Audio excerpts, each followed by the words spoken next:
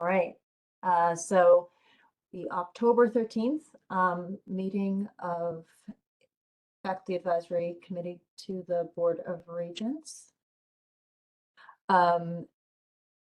So let's begin with approval of the past minutes. They were emailed to you all. Motion to approve. Okay. Do we have a second? Second. Okay. Is there any discussion?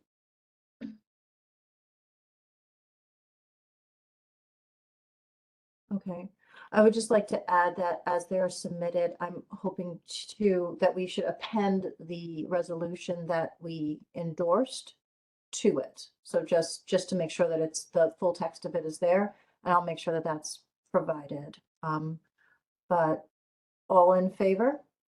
Aye. Aye. Aye. Aye. Any opposed? And do we have any abstentions? Okay. So on to approval of the agenda. It is, oh, I don't have it on the, oh, I do. I'm going to try to share it really quickly. We'll take a glance together.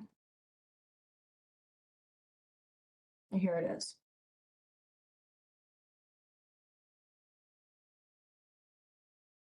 Okay, so reports of chair and vice chair, and a motion to approve. Motion to approve. Okay. Second?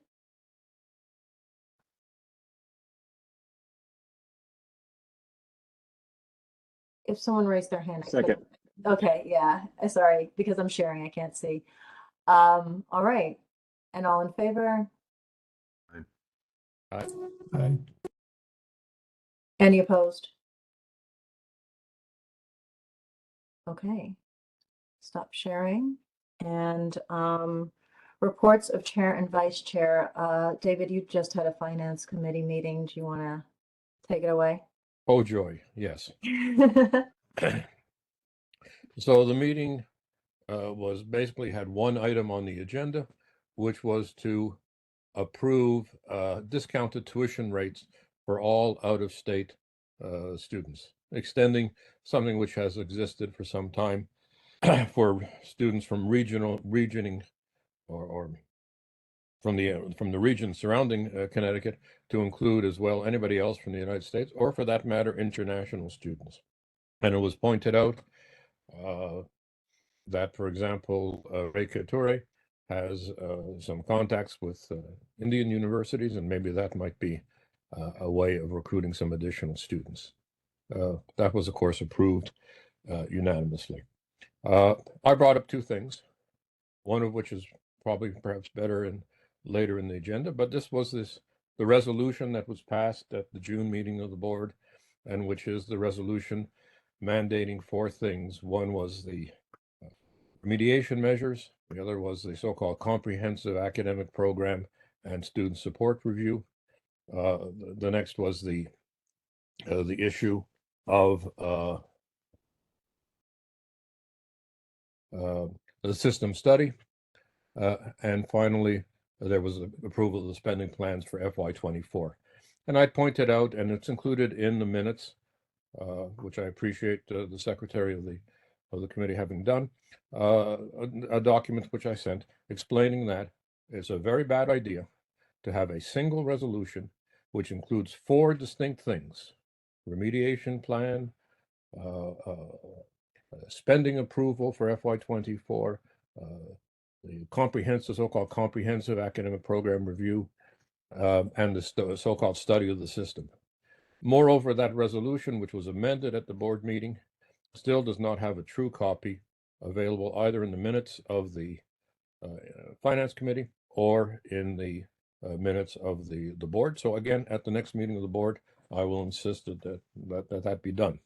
We all know the confusion that this inaugurated. I'm sure you experienced some of it at your constituent units, between what was supposedly a comprehensive academic program review, which of course it couldn't be because that is already covered in the 5 to 7 year program reviews, which are much more extensive than anything that could be done in the short space of between the summer and the fall.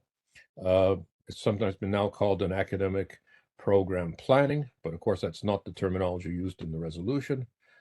I've called it an academic program accounting because you try to figure out revenues versus expenses, and that depending on how you do it, your department might have $1.2 million surplus or $1.2 million in the red. And in fact, if you do it based on department, including majors, minors, general education, and incidental revenues from proportional consideration of students in residence, then you end up with a surplus in many departments. But if you do it by program, where you only count the majors, then you end up in a deficit.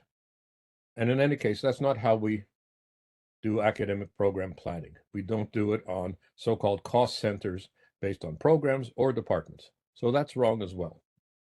That was just a reiteration of points that I've made. And again, I'll reiterate it at the meeting on next week. But there was one more thing. Lloyd Blanchard, who is the new, and according to the website, interim vice president for financial affairs and CFO. I thought he was the permanent, but in any case, it doesn't matter. He did a very brief presentation of what will be a longer presentation at the next board meeting. And basically what he said was that he was meeting with both state appropriation leaders to discuss the problem of the CSU budget, which, as we know, is a big problem, in part because of the grossly inflated numbers they originally asked for in the CSU 2030, and the significantly undercutting done by the PMO in part in response. So they've spoken with, or he has spoken with, the leaders of the state legislative leaders in the appropriations committees. And they've had also 2 meetings with the OPM. One was with the secretary of the OPM, and I think it was probably just one of these get to know you things to introduce Lloyd Blanchard. And secondly, with the staff. And the object there is the discussion of the fringe benefits, who pays what issue, and the claim that by CSU that they've been shortchanged in the new formula for which part is covered by the state and which part is covered by the system. And apparently they didn't have agreement on that, and they will be discussing it further. He also said that they had had some first drafts of the mitigation plans coming from the constituent institutions. I brought up at that point, because he mentioned the FY25 projected deficit of $146 million, and that's from the June numbers. However, and I only could speak for my particular university, but I'm the FAC representative from CCSU, and so I follow what's happening in terms of the budget projections at that institution, and this may be typical of others. But in any case, the indication from the June Finance Committee report, which was approved by the subsequent meeting of the board, was a $13.5 million surplus for FY24 and a $4.7 million deficit for FY25. However, I pointed out that those numbers are inaccurate, that even as of August, the numbers were a $17 million surplus for FY24 and a $2.1 million surplus for FY25. And so, and the more recent numbers from October are even higher than that. And so now, if the numbers that we're using are 4 months out of date, that is a significant problem. And in particular, I pointed out for my university, if we're doing deficit mitigation plans, but it turns out that what is supposed to be a deficit is actually a surplus, then the plan is going to be different. So at any rate, I see Andre is holding his head, but I think economists here are just wondering, what the hell are we doing? But this is the game as it's played by the system office. And so I just went on record as indicating that we need to update those numbers. Lloyd Blanchard responded, well, we can't be changing them every month. and we have to have some constant numbers. I said, well, then have the ones which are up to date, not the ones which are out of date. So that was basically the meeting. It was one of my more enjoyable meetings, no doubt. I have attended every meeting of the Finance Committee Glad you have a for sense of 4 humor. years. For 4 years. And I'm sitting there at the beginning of the meeting, and they're waiting for quorum because a couple of members, at least 3 members, didn't attend. And they may have good reasons for not attending. But there I was sitting there. And you know the expression, am I chopped liver? Am I chicken soup? Why don't you count me? So I made this daring suggestion. Why don't you count me for quorum? I'm sitting here. I'm a member of this committee. I've attended every meeting for 4 years. The answer, oh, no, we can't do that. Well, that's something that we're going to come back to and discuss further, I think, later on when I propose a series of principles which should be guiding us in our relationships with the board and the system office. Anyways, that was my meeting. The meeting lasted half an hour. There was only one item on the agenda, and that was the question of the differential tuition for out-of-state students. I'll stop there.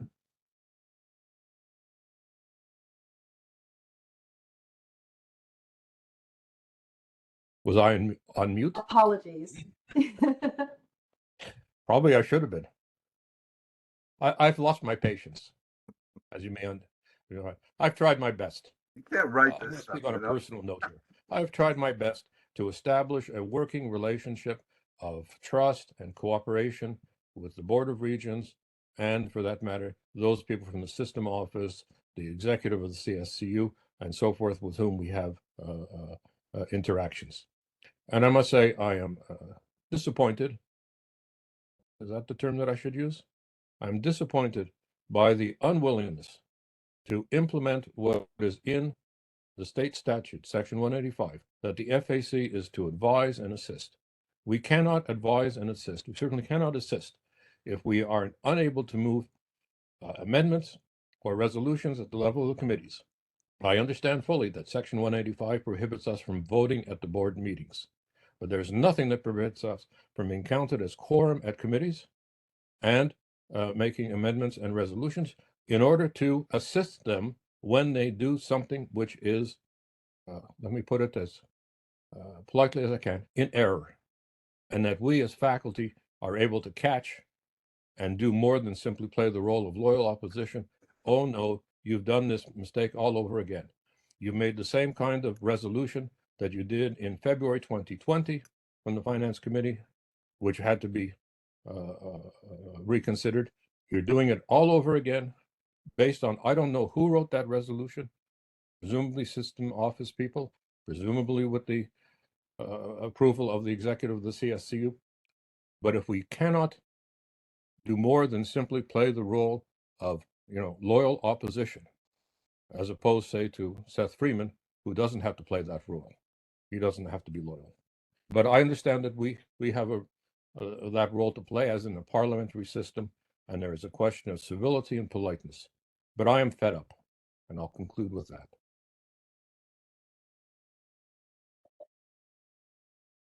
So to be perfectly clear, David, was there a quorum of Finance and Infrastructure Committee members? Yes, there was, if you included Joanne Ryan ex officio as a voting member. Wait a minute, ex officio, that means non-voting. Right. What's that? Well, Ex no, officio means- we are ex officio non-voting, but I think there might be other ways. I think that's fairly unusual.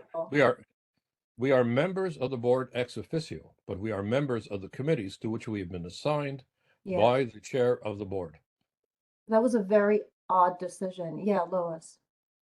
No, but the thing is, you said somebody joined who was an ex officio member of the Oh, board. yeah, the chair, Joanne Ryan, in order to have a quorum, they had to count. Now, the point I'm chair of raising- the board is ex officio members of all of its committees. Just a minute, okay? The point is that normally ex officio members do not vote. They do not have the right to vote. Thus, they're not counted for the quorum. Well, that's a matter that we can discuss with them again. Lois? Ex officio members can vote. It depends upon the kind of bylaws you have. Okay. Yeah. I Mhm. guess they have the bylaws that do allow it. Yeah, and the But then- bylaws of of the board, which I've actually looked at, do not prohibit that. But can I also say, David, that if you're a member of the Board of Regents as the vice chair of the FAC and you're on the finance committee, that you should be counted as part of the quorum? That makes no sense to me whatsoever. Mhm. Agreed. Yes, agreed. I think it also, I mean, is that not a very interesting situation to be in? We're in serious financial straits. A meeting of the Finance and Infrastructure Committee is held and they can't reach quorum? Like, what does that mean? But they did ultimately, right? So They did ultimately, but that means that, well, Made I it mean, up. we do have two brand new members of the board on that committee, so I suppose that should be taken into maybe. consideration. Well, And one that of them was there, and I think the second may have been there by phone. That wasn't clear to me. Okay. I think one of the curiosities is that for a while the two students were on the finance committee, but of course, and I think one of them showed up once, and that was the end of that. But they would have a vote, Yeah. and they have a vote at the Board of Regents, even on matters concerning curriculum that they are themselves taking. Mhm. Whereas when we asked that the legislature modify the law of Section 185 to include FAC representatives as voting members of the board, we specifically said, except for matters related to collective agreement. But that's another story. That was last year's effort. Mhm. I think we've made a bona fide effort to Help. work as best we can in difficult circumstances with at least a previous administration, which was unwilling to work with us. Now we have a new administration, and they have a choice to make. They can decide to continue the policy of the past administration, and that is a lesson for us, and then we can act on that basis as well. Or they can begin to modify some of the rigid rules and precedents and antecedents which seem to continue to guide their behavior, despite the fact of a renewal of executive leadership, both at the level of the board and of the system. Have we made these arguments to Mr. Maduko? Just wondering. He has no role to play in that. Oh, he doesn't. Okay, it's not his. Mhm. Yeah, unfortunately. No, So- because it seems So like I'll put this forward as a resolution later in the meeting, or actually I can do it right now. Might as well.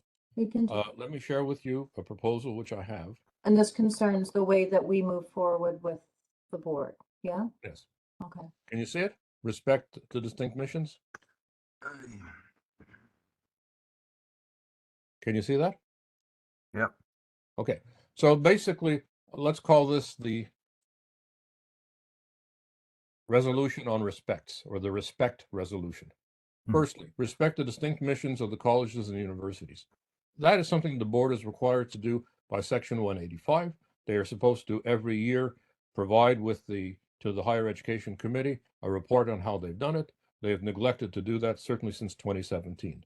Secondly, respect the autonomy and integrity of the constituent universities. And here this is the whole question of, are we governed by so-called systemness? Sorry, Lois, did you want to interrupt? Okay, I'll come back to you, Lois. Respect the autonomy and integrity of the constituent universities, and that's the idea that we are a system of systems.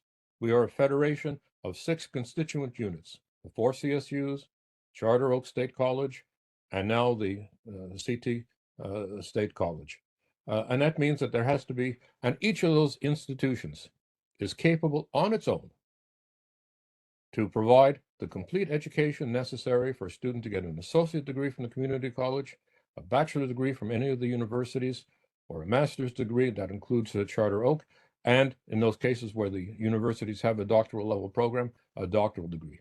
That means that those are autonomous institutions, not dependent subsystems. And so I think that this is important that we recognize the autonomy and integrity, which is the only possible basis for cooperation as a system as a whole. Secondly, respect shared governance. I need not go further on that. Respect faculty control of curriculum and pedagogy. We've discussed that before.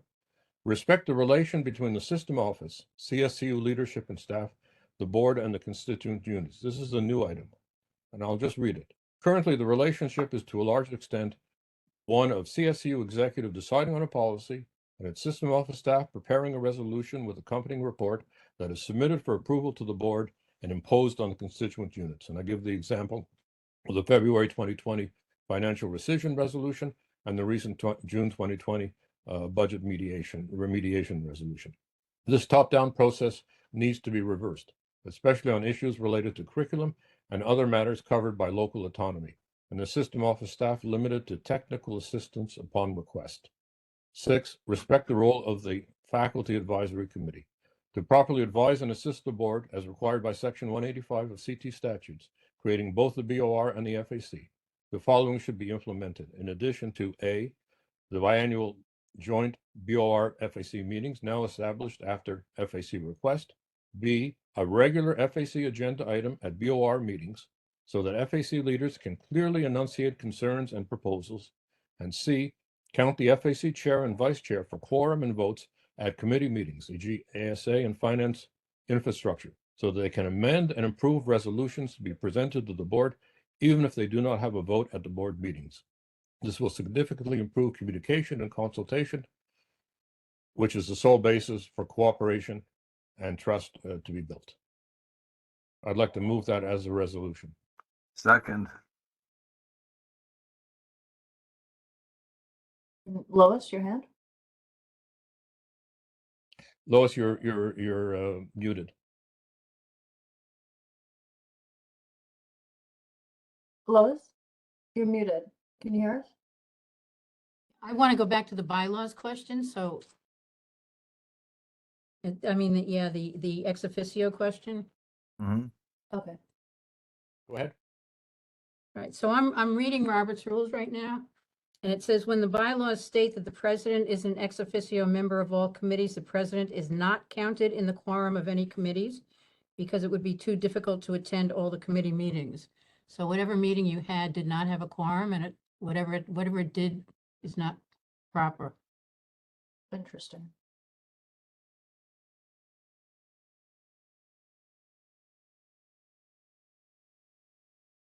Is there a seconder for the motion that I put forward? Yeah, I seconded it. Yes. Okay. Yes. Is there any further discussion? Lois, we'll come back to that. I think we do have to look through Robert's rules. We also have to look through there are statutes of the board.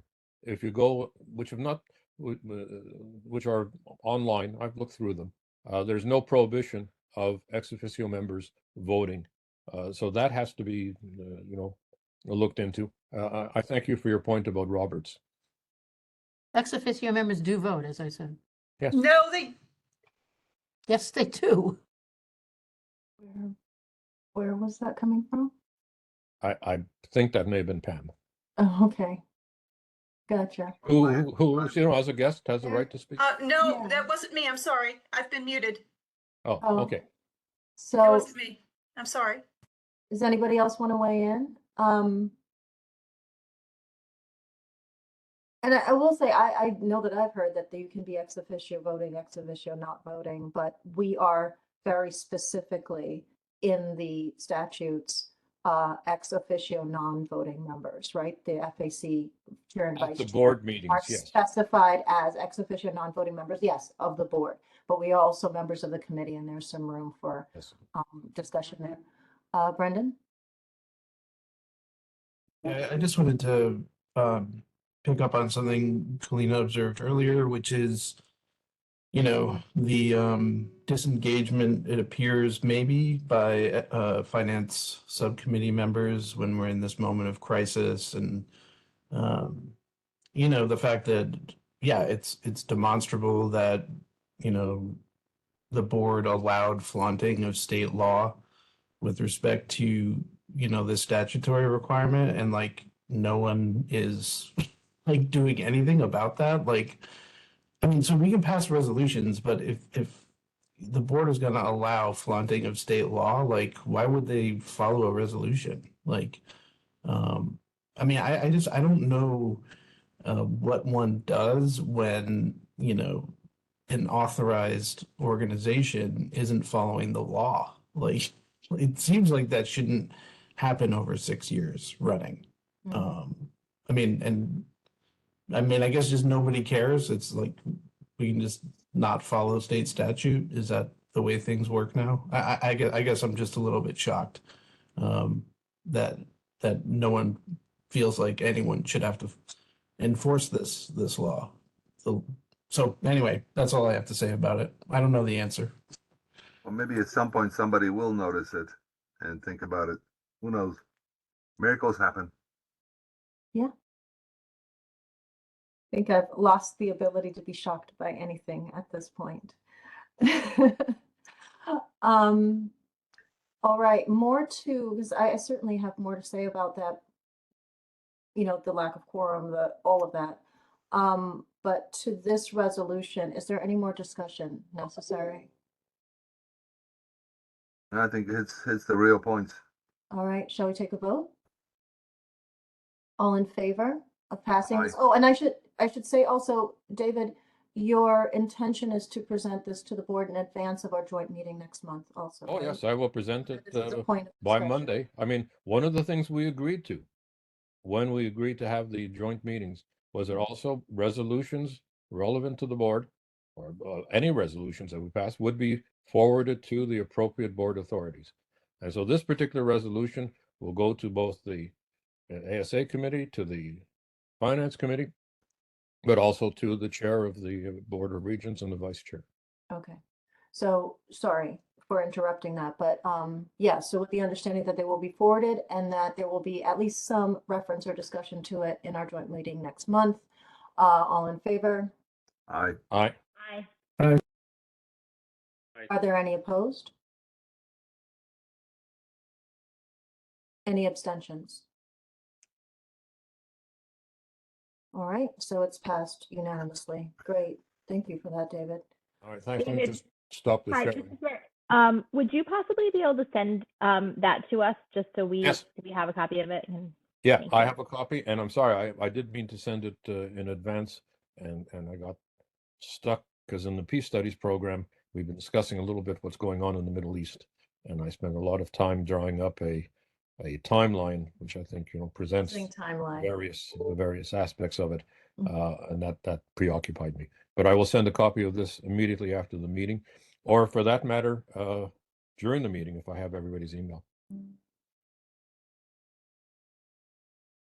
I also will bring this up at the next board meeting, quite frankly. And I would like a copy of the timeline. Okay. It's good. I'll send it to Yeah, you. so would I actually. All right, I will send that Yeah, along too. It even has, what I told the students is if you don't, all of us live in space and time as individuals. Well, for countries, the time is their history and the space is their geography. And if you don't understand that, you're not going to be understanding what's happening. And it's always going to be a surprise because something yesterday just occurred or today just occurred. And it's a And we pretty need to put this into context. And so I think I've actually done a fairly good job. I'll send it along to everybody. Thank you. Okay. Oh, is it me now, David? It is you. Yes, I've said all I planned to say. Okay, and I actually want to ask about a couple of things in your report before I get started, which is just regarding that one resolution. Well, actually, this is more of a statement. I'm wondering if anybody else is thinking about it this way. So I really sympathize with the resolution to provide reduced tuition or discounted tuition to out-of-state students and to international students. And taken in isolation, I would not be in any way concerned about it. However, I think in light of the other struggles that we've been having for quite some time, like we are going to discuss different ways in which our community college students who are at, open enrollment institutions have been disadvantaged by various policies recently. But in addition, the developmental education struggle that we've been having for years now, where there's clearly not enough of a commitment to actually funding developmental education, which fixes gaps left in our K through 12 education. And I think what we're actually seeing here is, the developmental ed revision that got so much opposition from faculty and staff was really about the fact that they were putting in place only one solution, and it was the solution that favored students who were most prepared and would leave students who were least prepared entirely without any sort of appropriate services. And we see that in the immediate, our tutoring services at the community colleges in many places are severely challenged. Those budgets have been cut. What I heard recently was that in places like Hartford, for example, the pass rates for their courses have gone down significantly. I believe they are now at 55%, which means that we are getting more and more students with more significant needs while revising our developmental ed to specifically not serve those students. So I think taken in context, in that context, when you think about what community colleges are, the extent to which they serve our larger, CSCU community, and the universities rely on us churning out students who are capable of college level work. I'm a little concerned about the sort of overarching trend, which is to seek out students who are more prepared rather than investing in the students who are least prepared. And there's going to be a whole segment of our population. We serve the state of Connecticut. We are a taxpayer funded service. And there's going to be a whole segment of our population who is simply not served by us, who are just falling through the cracks. And it is by the very design of this consolidation that was put in place, once again, without a shared governance process, without people who are the content experts actually affirming that this is the appropriate solution for our students. And I'll add that the very sorts of students who are going to fall through the cracks are the ones who are most tax burdened in our state. So it is, as at the board level, we are really supposed to be looking at how we serve the state. And I think that this is truly tragic, right? Again, there's nothing wrong with the solution. I think it's a really smart solution for bringing in certain kinds of, I understand, or at least sympathize with that way of thinking in terms of bringing in tuition dollars, but not when what we've done is just completely abdicate all responsibility for serving the students with the greatest need. And that's a cause of concern for me. I want to hear what you all are thinking, and I think that this is something that we probably need to have roll into our discussion with the board. Andre. Yeah, I think that actually is perhaps the biggest, what's the word, worry about this whole experiment, and that is, and especially in light of the fact that, let's see, we've gone from what was it, first saving money, then we went to students first, and now I think the major justification for doing whatever the hell they're doing is equity. Mm-hmm. And we're actually going to, in fact, provide exactly the opposite result on all three counts. Yes. That's Yes. got to be made clear to somebody. It has to be. It has to be. It does. And at the end of the day, I think we are aware of the place that it seems the governor falls on this issue. Certainly OPM falls on this issue. But there are things that the legislature can do, and the legislature is supposedly put there by all of us, and it's all of us who are not necessarily being served. So I think we have to really sharpen our focus on that, because at the end of there are our needs, but our needs are really only a reflection of the state's needs, and that's our only justification for existing. And the second we start simply not serving the state's needs, we're not needed. So, I really think we need to keep an eye on this, because we are being sort of sliced and diced into something that I think serves perhaps corporations' interests and their workforce needs, and not the average Connecticut residents' needs. I don't think we're serving the corporate needs either, okay? We're serving somebody's political needs, and they're mistaken, okay, of their stupidity. The statement I made once to Susan Beisowitz is that, 10 years from now, people are going to ask, what the hell happened to the community colleges? And who's going to answer that question? I think the unfortunate thing is that I think all of us are pretty committed to being able to answer that question but see no avenue for doing anything about it.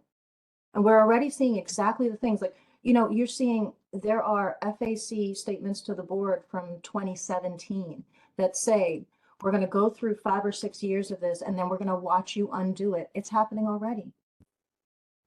We're watching the whole thing get unraveled again, the regional part, the centralized part, we're watching it all, but at what huge expense and what great loss to students over how many years, right? So I hope we are able to at least tell the story so that it doesn't happen to more, because this is a national trend, I think.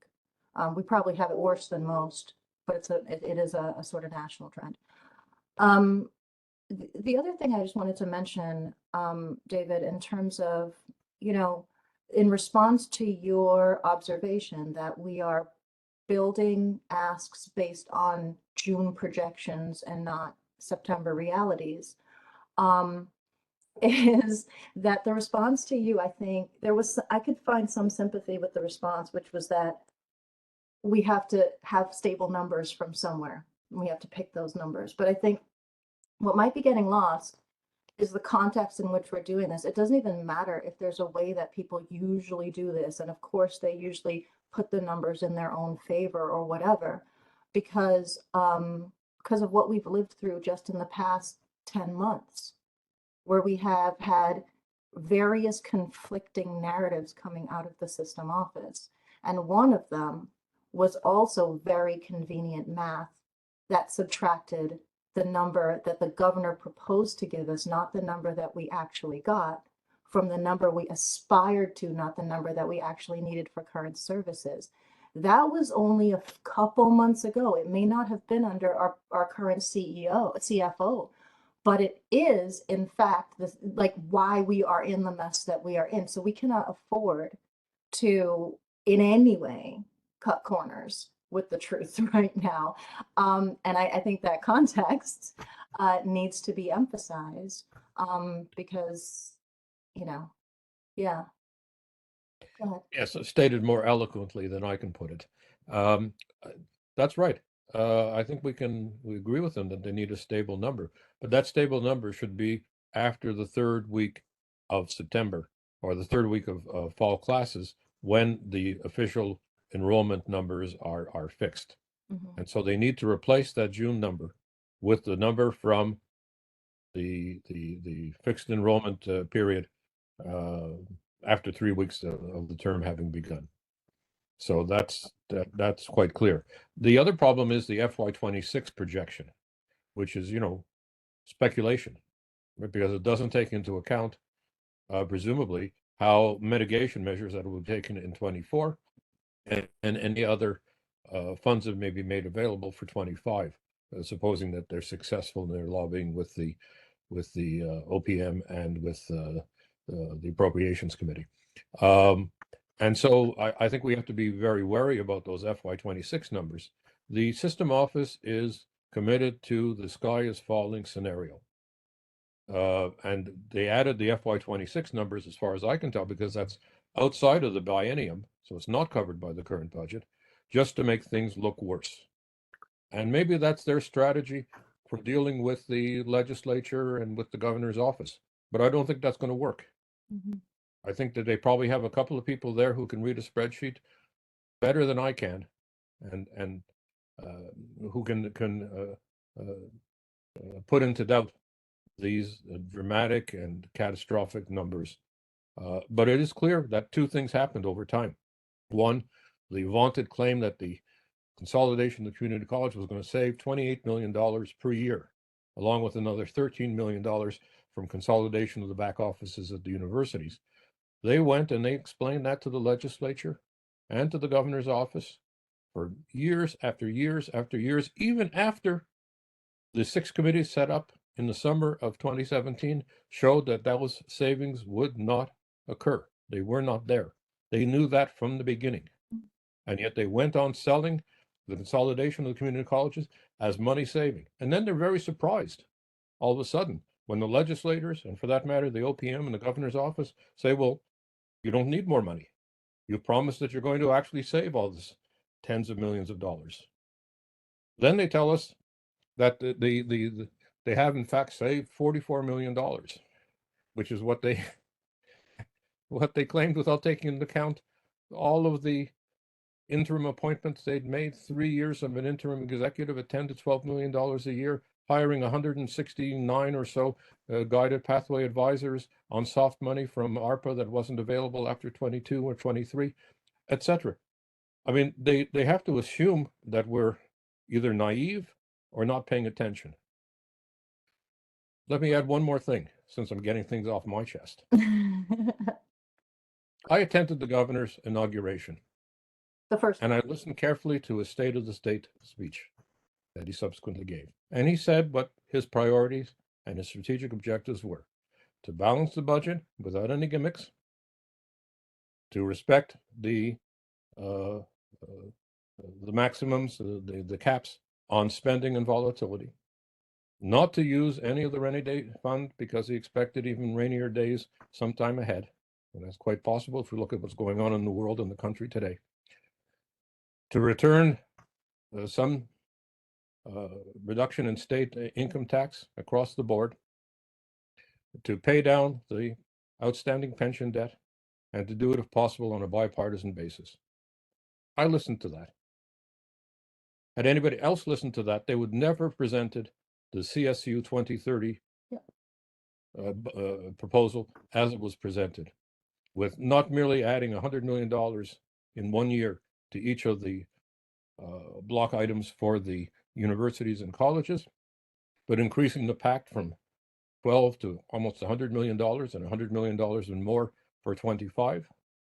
And then asking in addition for $2.1 billion for buildings and infrastructures.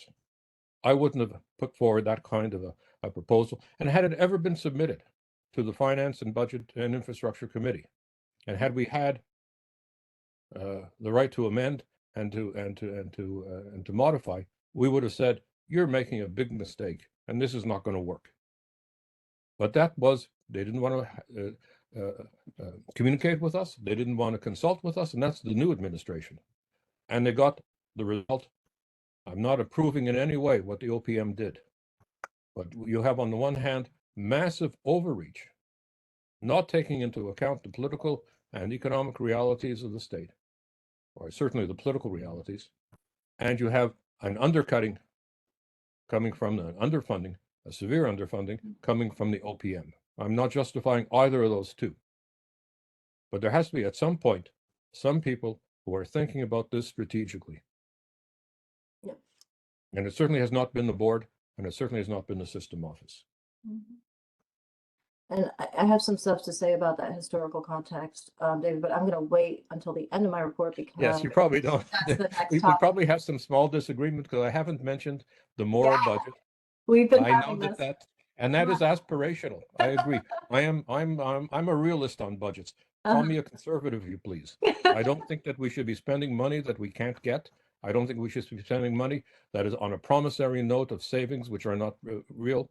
Yeah, call me a conservative on the questions of budget. That's why I served as chair of the University Planning and Budget Committee for 10 years between 2000 and 2009 of my university. And that's why I chose to go onto the Finance Committee. At least I'm a social liberal and a progressive when it comes to international politics. So there's some saving grace. Andre? Yeah, just a question, I guess. No, because I've prepared budgets for things, but every time and everybody that receives such things asks for the assumptions. You know, when you make a budget, you're making a plan. I mean, and you have to make explicit the assumptions you use in order to come up with that. Is there a practice with this process at all? Any assumptions being made explicit? I know that I did receive from Ben Barnes when he was in the role a spreadsheet that gave enrollment projections for CT State out to like, it was some ridiculous number. I want to say 10 years. It can't. Yes, to 2029. I saw It was, right? Like it Yes. it was adorable. I don't know what else to say, but that document exists. And I think once spreadsheets exist, then, you know, that's But that was the only assumption that they had, right? That was all we were given, yeah. Well, recall the assumption that having the guided pathway advisors would increase retention by 25%.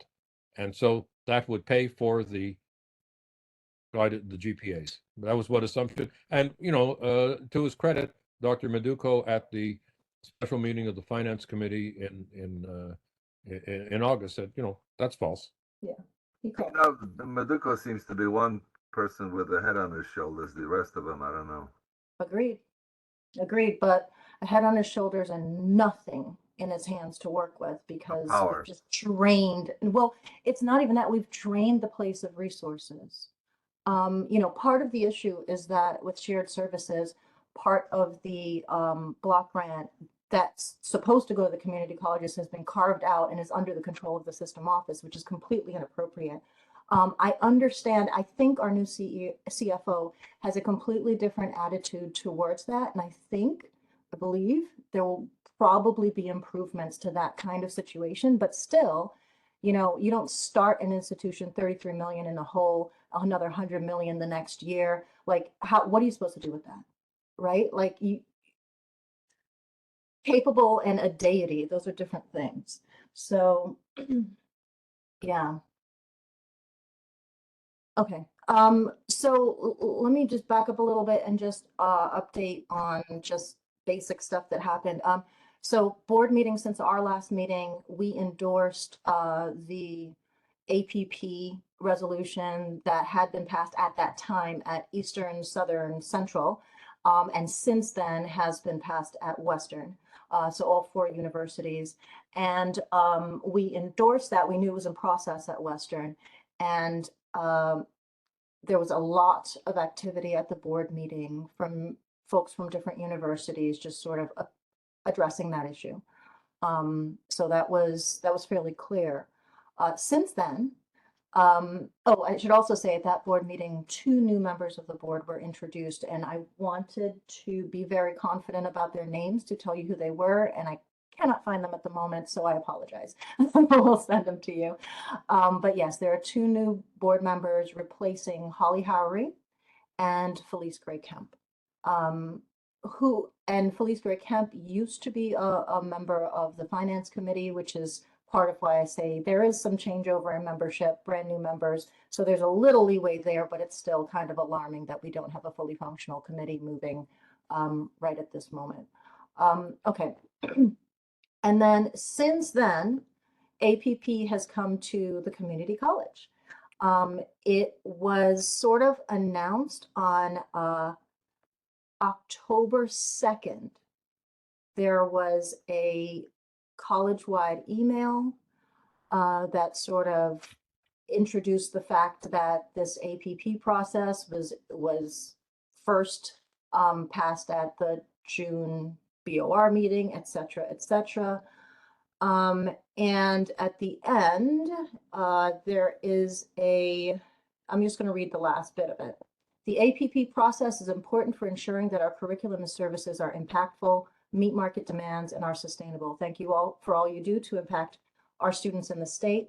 We look forward to your engagement, ideas, and support in this endeavor. We are not soliciting volunteers currently. However, we will soon. As we form the formal team, volunteers will be solicited through statewide shared governance. If you have any questions or require further information, please do not hesitate to contact either of us. It's signed, CT State President and Provost. Not entirely clear from an email like that what is meant by shared governance or how shared governance can be involved in the process that kind of seems to be proceeding by way of volunteer, and also only has a couple of weeks. Brendan, Ted Yang is one of them, but Richard Porth has been on for a while. The other is, he was at your meeting, the finance meeting, David, this morning. And I'm gonna. Yeah, I'm looking at the I'm gonna board. get his name wrong if I'm not looking right at it. Yeah. I'm looking at the BOR site, but they haven't updated it. No, they haven't. Yes, Rob. I'm sorry, I have a union thing with the libraries, and so we're trying to go get an agreement on online So work. sorry. Yes. Fine, but Could you just say what's happening at Western? Yeah, before you what I leave? thought I could do is I could send you a copy of what has come, what our chair has put together based on the call to all the different programs. So you could, if would be helpful. That would be really It helpful. includes the provost's response to some of the items, which have actually been helpful. Okay. We just had a budget meeting that I came from before I came here. There was a lot of talk about from each of the deans of all 4 schools about what they're doing, and the underlying assumption is that, at least for now, we have to show that we're making some attempt to better combine departments. There's all sorts of stuff about rethinking minors, and obviously I'm being really abbreviated here. I'm sorry, I just have to go. But I will say that what's come out of this is that our provost is proceeding apace, and although all departments did not get the reports into her by the October 3rd date that she asked, she is going to present a report to the Senate next week. And all 4 schools, deans, are trying to do what they can, ranging from rethinking the logic of the different departments to actually doing what we're doing in our department, which is actually rethinking our curriculum as best we can to show that we are actually making an effort. One of the things that was important to hear from the provost was that she, in her report to the board, she is not going to be reporting how these changes are going to add up to $12 million. And she said, I'm going to be absolutely firm about that. There is no way in what we have to do that we are ever going to come close to that. And the board needs to hear that. So that's the first time we've heard that. The other thing is that she has been much more and I want to thank David for his rundown of the APP process at CCSU, and then the how, as you said earlier in the meeting, David, how depending upon the metric, you can look like you're contributing or you can look like you're bringing a loss, because we did circulate that. And the provost's message to the meeting at the budget committee was that she was much more open about the fact that she didn't use the term metric, but that we need to be considering what she's calling service to the university, by which she means general education. And that she said her logic is, well, some programs don't contribute to general education, and therefore that needs to be balanced out, which it is by those departments who do. And that is a real change, because up to this point, she has never wanted to talk about, as David's extended version of the APP, department by credit hours, and all the different ways of considering it. She has never really overtly said service through general education matters. That's speaking, of course, against the BOR notion. How many majors, how many seats in the program is all we're looking at. So there is some. Now, I should add that, as we did say afterwards, some of us, this is a provost just announced she's leaving at the end of this year. Oh. So she promises to be leaving us in better shape than we were.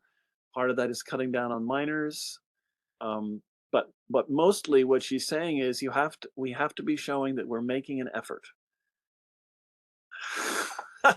But we are not going to be arguing how we're going to be able to come up with $12 million to replace our operating expense sheet. It's just not going to happen, which is, again, a shift, because boy, when they tried to discontinue anthropology, sociology, political science, and economics, they were talking saving money to make up the loss. Mm-hmm. So there is some shifting going on. It's been an exhausting process for our chair and all other chairs. They've now got another assignment this weekend that has to be due on Monday. So it's been a really, I should say, power-packed time. And with the provost leaving, we're not quite sure where this will lead us, and I'm sorry I have to be abbreviated. I can send, as I said, the sample of our department's attempt to answer all the questions, the 36 odd questions, if that would be helpful to folks. We also have a report from the economics, one of the economics colleagues who's now working in economics and finance. They've moved economics away from social sciences to the business school. But he tried to come up with, in our situation, how to attract more students to Western. And it's an interesting document because it really lines up what are the tuitions at all the local universities by comparison. What are the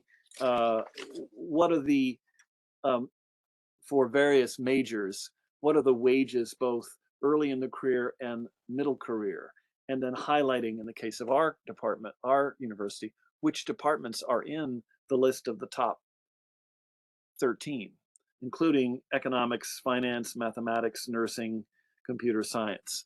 So again, showing how he did that might be helpful to some folks at some stage that you're coming up against. How do you argue for your program as Absolutely. being, in fact, preparing students? Thank you so much. And yeah, sorry, time got away, Rob. That's okay. Yeah. Do you want me to send these, or should we just wait and see No, what? please do. Please do. If you could just reply to the group, that would be perfect. Okay, great. Thanks. All Let me add, I've sent the copy of the resolution we just passed to everybody. Great. Thanks. I saw that. Thanks.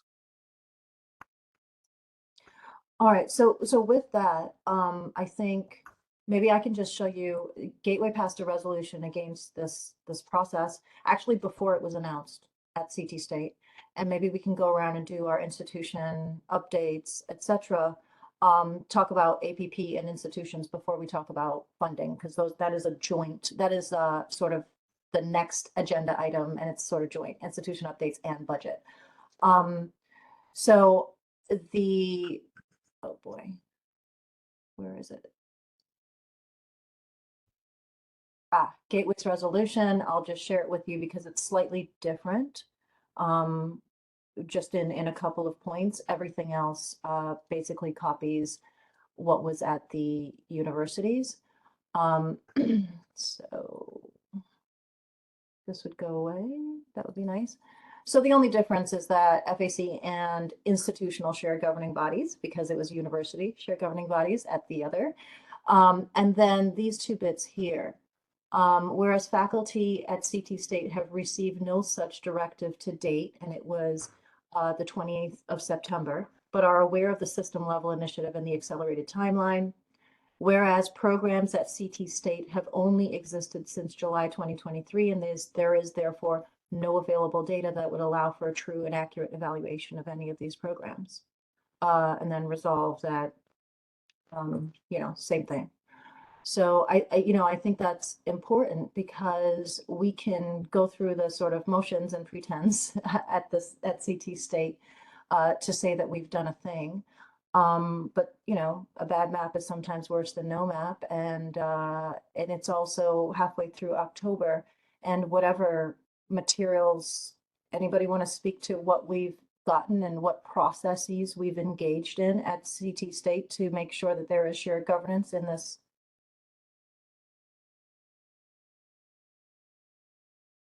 There is currently a virtual suggestion box that was emailed to us a couple days ago, by which you could submit anonymous suggestions, and there was no contextual information other than we have to give this information to the board. Do we recommend people be fired? I have a feeling people are probably going to use it for that, right? But no information has been, to my knowledge, please correct me if I'm wrong. I don't believe that any information has been shared with us, any process by which we are supposed to be evaluating anything. And I say that not to necessarily criticize CT State leadership, because to me it's an impossible ask, right?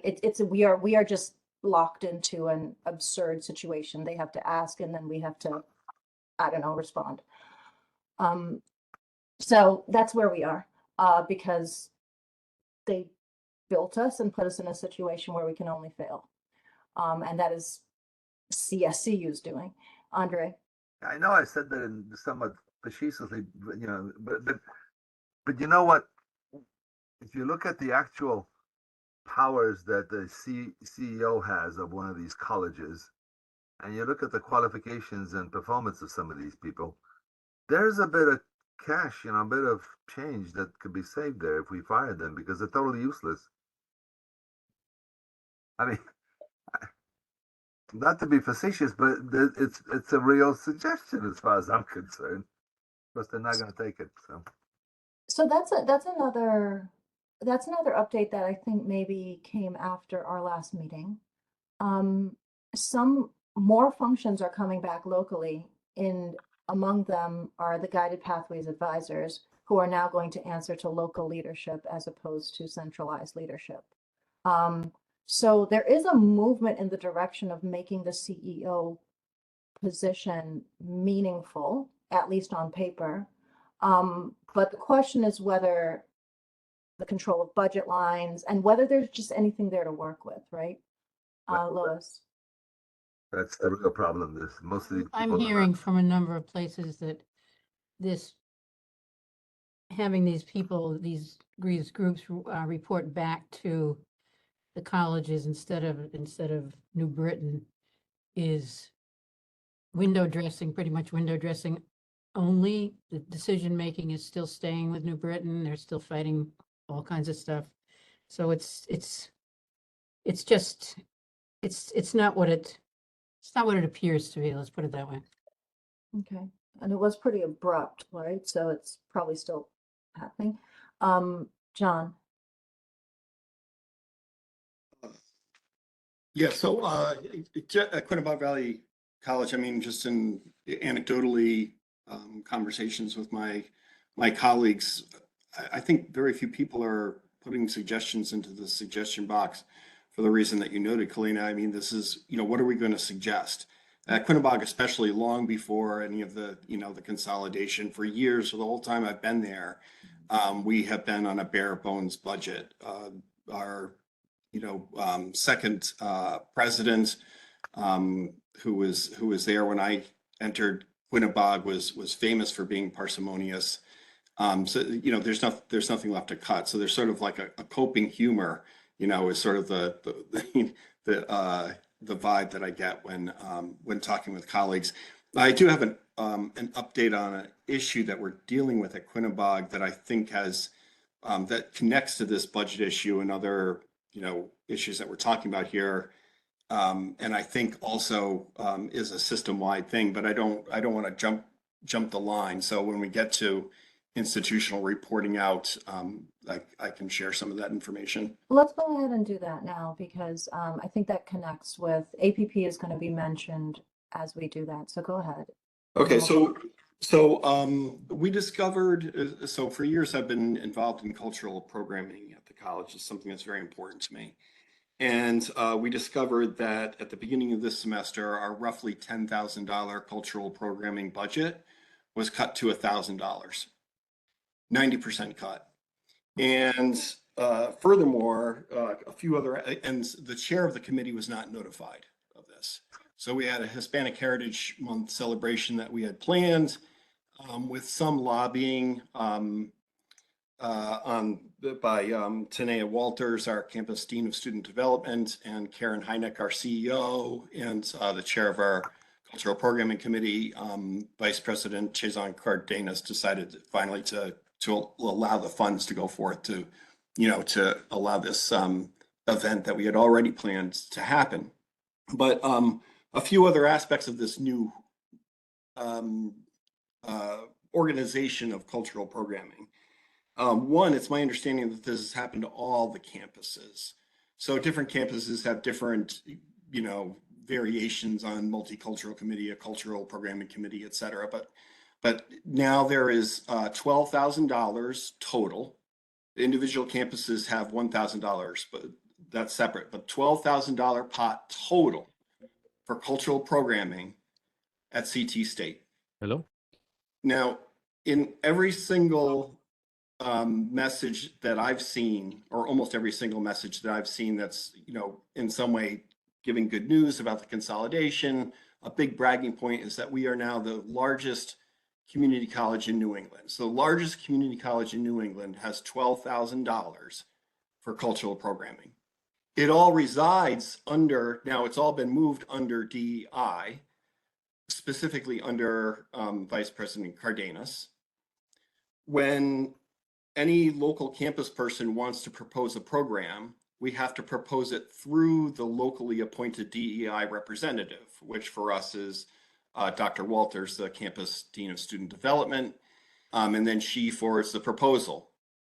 In addition, only proposals that include a plan for a joint program with another campus will be considered. So if I propose a program, I can't propose a Quinnebog program. I need to propose to work with Three Rivers on a program. And there's no guarantee that we would, that we would get the money then. So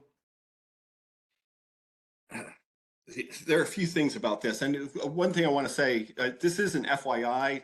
Dr. Walters, Jessica Perzuzic, the head of the Cultural Programming Committee, and I had a really productive meeting, I think, with Dr. Walters. Next week, we're going to meet with Karen Hynek, our CEO, and the plan after that is to meet with Vice President Cardenas. So I'm hopeful, very cautiously, about about this plan, but I do want to follow through on it. And I'm definitely committed to doing it. So just briefly, there are a number of huge problems that I see with this. First is just, the draconian cut aside, right? I don't want to be Pollyannish. I know, like, we have this impossible budget situation, but a 40% cut, a 50% cut, a 70% cut, a 90% cut, it feels like a message. It's a $12,000 budget for the system.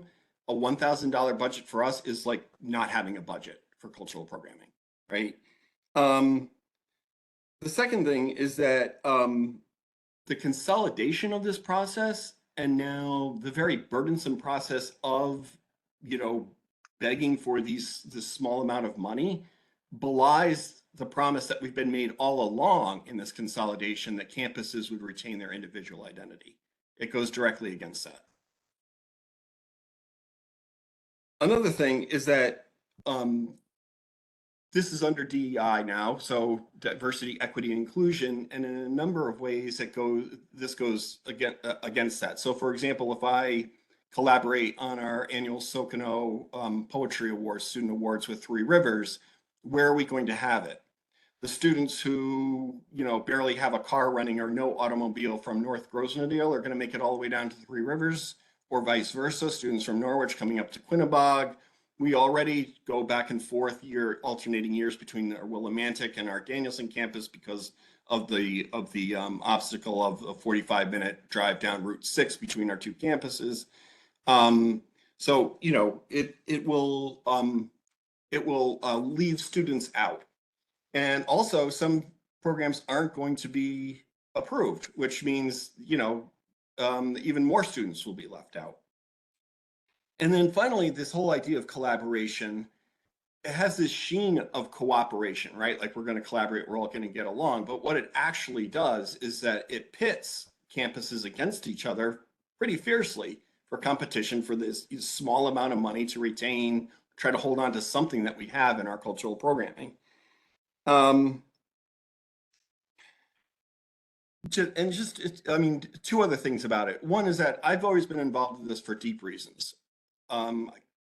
We teach who we are, as has been said, but from a working class background, I was very fortunate, financial aid, go to a public institution where there's a vibrant cultural life, and I saw speakers and participated in things that were transformative for me, right? And I feel very strongly that the students at our community colleges should have a college experience. So these extracurricular activities, it's not extra for a college experience. If we want just buildings where we go and have students come in and out and get very specific job training, that's one thing, but that's not college. That's not higher education. So this isn't something extra, it's something absolutely necessary. But even if you want to just approach it from a business lens, and I'm just personally, that's not my lens. It doesn't make sense, because the cultural programming pragmatically is free advertising. Oh, look, there's another thing that's happening at Quinnebog. Oh, my friend said, oh, they went to this really cool thing at Quinnebog. Oh, my friend brought me to this really cool show. I've been meaning to go back to college, right? People want to go where there's some signs of life, alive and kicking. And I don't have data on this, but I firmly believe that the cultural programming, and I'm proud of all the campuses, you know, the amazing speakers, world-class speakers we've had in this little quiet corner. Quinnebog Valley nobody knows where it is. I believe that it plays a big role in engagement, student engagement, or customer engagement, if you want to, you know, do the business thing, and retention. So this is a really big thing, and I'm hopeful for if this is an FYI, I'm going to go through with this meeting process. I'm going to see where it leads, but it's not something that I'm going to step away from. And so I might come back with a report on what happened. Hopefully we'll have these meetings soon. It's already mid-October. You know, we're going to lose a semester. I don't want to lose a whole year. And we'll see what happens. And I'd be interested to know if other campuses are experiencing this, or it's on their radar screen, or if they were told, or if they're dealing with it at all. Yeah. Thanks, John. Andre, you've had your hand up. Yeah, just the economics of this thing. This reminds me of one of the first meetings I attended at Tunxus, where 60 people of the faculty were discussing how to spend $2,000. I calculated the average salary and came out that we spent a hell of a lot more time and value. I mean, $12,000. If you take the time that everybody's got to put in to actually go through these proposals, you know, we're spending more time than the money that's. I mean, it's just whatever. Mm-hmm. Anyone else? I know that, and I don't want to put you on the spot, Matt, but I think that I heard something similar in terms of how we accommodate students, cultural programming, that sort of thing at Housatonic. And I don't want to get it wrong. Can you speak to that by any chance? Something about the merging of an equity center and a women's center or something? I'm kind of vaguely familiar with this. So we had a men's center and a women's center, and they were merged into, I believe, a DEI center. Mhm. And they had, based on my understanding, they had been doing, you know, multiple things on campus, and now they're under this kind of like new umbrella, which has changed their mission and their basically their activities on campus. Mhm. Yeah, and I think one of the concerns was that the Women's Center doubled as a place for breastfeeding mothers. The Men's Center doubled as a center for, there was specific programming for Black men. And both of those things have kind of fallen by the wayside in the merge of the two. I hope I got that right. Yes. They have created a new space on campus for breastfeeding mothers. Okay. But like some of the things that these distinct centers had been doing before Mhm. are not, they're just not being done on campus anymore, to the best of my knowledge. Okay. Thanks. Andre, and then John, your hand's up again, right? Yeah, maybe a practical suggestion. There are lots of foundations, community foundations that, I mean, if you're going to be spending time on putting together a proposal, I think that would be a hell of a lot more productive. And then you can just send the idiots in whatever it is, New Britain or Hartford or whatever, copy of the proposal. But the work, if you're going to put the work in, go find the foundation. There's private foundations like American Savings Foundation in New Britain, but there's also the community foundations. The one in Fairfield is pretty well off, so they may go for this. So let's try to get creative on this. Gateway has been lucky enough to have a, well, for us, it's some donations for the establishment of an equity or social justice center and programming going along with it. So the funding for the programming is there, but the funding for the staffing of it is not. So that has kind of been a struggle because we have to figure out how to, you know, maybe fund that position so we can get access to that money. So it's kind of a trade-off. I believe that that's the position we've pretty much found ourselves in. John.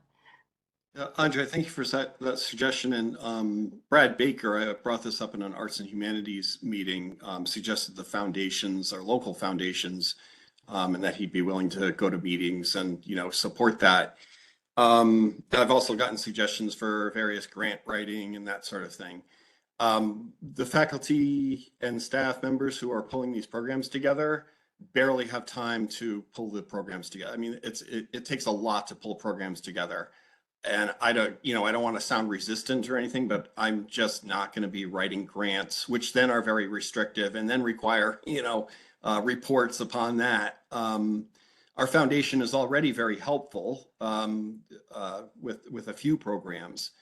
And my other hesitation, I want to make things happen no matter what, but my other hesitation about participating in fundraising or looking for funds in other places or having a car wash or something is that I don't want to collude in or reinforce the idea that the institution shouldn't be fully supporting this programming. It's the responsibility of our institution to support this programming. It's not that there's no money, it's that the money is someplace else.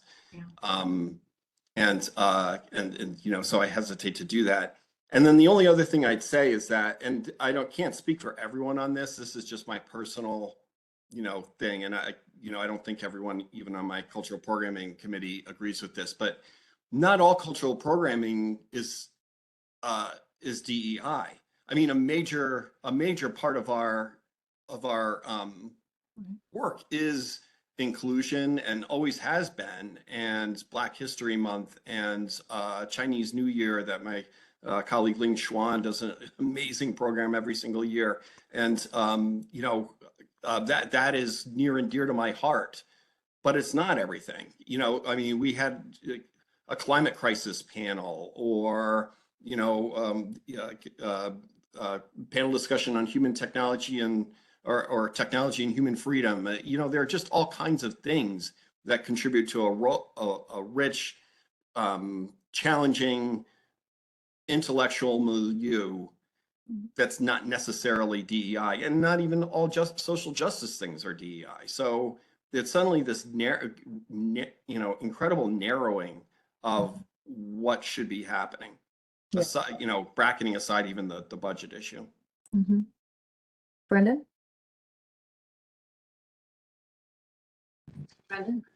Jonathan, I wanted to thank you for the work you've been doing on behalf of the students and communities in Connecticut when it comes to this programming. I want to thank you for articulating how inappropriate it is that these changes are happening. I am outraged and saddened to hear that in this state with a surplus, our governor views these opportunities as a leak in the bucket. Yeah. I mean, at Phillips Exeter, where he went, these opportunities weren't a leak in the bucket, right? We took them away from him. But here he is taking away from the least in our communities, and it's not okay. And we need to tell this story, and we need to protect the traditions and what has been happening in our communities from this kind of thing, because this is not what Connecticut is, and it's not what Connecticut has been. And so a man privilege should not be taking away opportunities from people who struggle to have opportunity. It's not okay. Mm-hmm. And we need to fight this kind of thing. And that's all I got to say. I can't resist saying it. So to be perfectly fair, at the time that he attended Phillips Exeter, his family had bought the institution an art gallery. So, of course, he wasn't a leak in the bucket. But I really actually want to just read that quote from January 4th this year about the leaky bucket. And it's because we've been living this. Here's the quote. Innovation doesn't begin and end in the private sector. I want all of our state employees to be empowered to innovate as well. We rely too much on subsidies instead of innovation to provide better service at less cost. In my office, our team has heard me say over and over, stop pouring money into a leaky bucket, fix the bucket and put the money to work. That's what we're living, just to be clear. And I think that speaks to what David was saying in terms of our understanding the approach to take, because it's not like he's mincing words. Very, very clear. Apparently these subsidies for public good are inappropriate. Go ahead, David. I apologize. I apologize. I know this is your your friend. Go ahead. Oh, you're muted. You're muted. I think it's a good idea that we discuss issues where we have a disagreement. And I didn't mention the moral budget in my defense of the governor's strategic objectives. Yeah, You're yeah, quite correct. yeah. But I just wanted to make a clarification for Andre. When he referred to idiots, he was using the term, of course, metaphorically. And so any individuals watching this video who consider themselves idiots and therefore somehow unfairly attacked, please understand that it was respectful and metaphorical. Yes, thank you. I appreciate the disclaimer, David. But I think that the question of the moral budget, that's something we should actually have as a discussion item here. I probably would benefit from hearing it as well. Yeah. So I think that's something, to schedule for a later FAC meeting. Yeah, and I actually do want to bring us back to, I want to review just for a second what we went through with the board last November, just to put some things in context, because this really does go back to it goes back to the fiscal guardrails, really, is what we're dealing with. I mean, when we're talking about cultural programming, we're talking about libraries and cafeterias, and so that is a great loss. But please realize that we have campuses at CT State that don't have a cafeteria. We have, including QVCC, you've just been dealing with it for so long that you're no longer right. For you, it's a more longstanding issue. But in Hartford at Capitol, I don't know if anyone's been downtown recently. There's not a heck of a lot going on, and food is expensive outside of the campus. I teach an evening course. If my students, when they run into my class after traffic coming straight from work, if they don't have access to a cafeteria to just get something that they can actually afford to eat, or even get in the space of a class break, imagine sitting in class for 3 hours with nothing to eat from the time you came to, you left work, not even like a coffee or what. Like some of our students at multiple campuses are dealing with that. Some of our students who work full time, and these are the students that we serve, some of our students who work full time are at a campus where there are no library services in the evenings or the weekends, which means they have no access to our library. Tutoring services reduced, disability services reduced, veteran services reduced. That is what we're dealing with, right? It's not just bells and whistles. It's like basic stuff. Being able to get access to someone who can, you have a plan for your class, you have a syllabus, and on this day, I'm supposed to show a video and discuss it.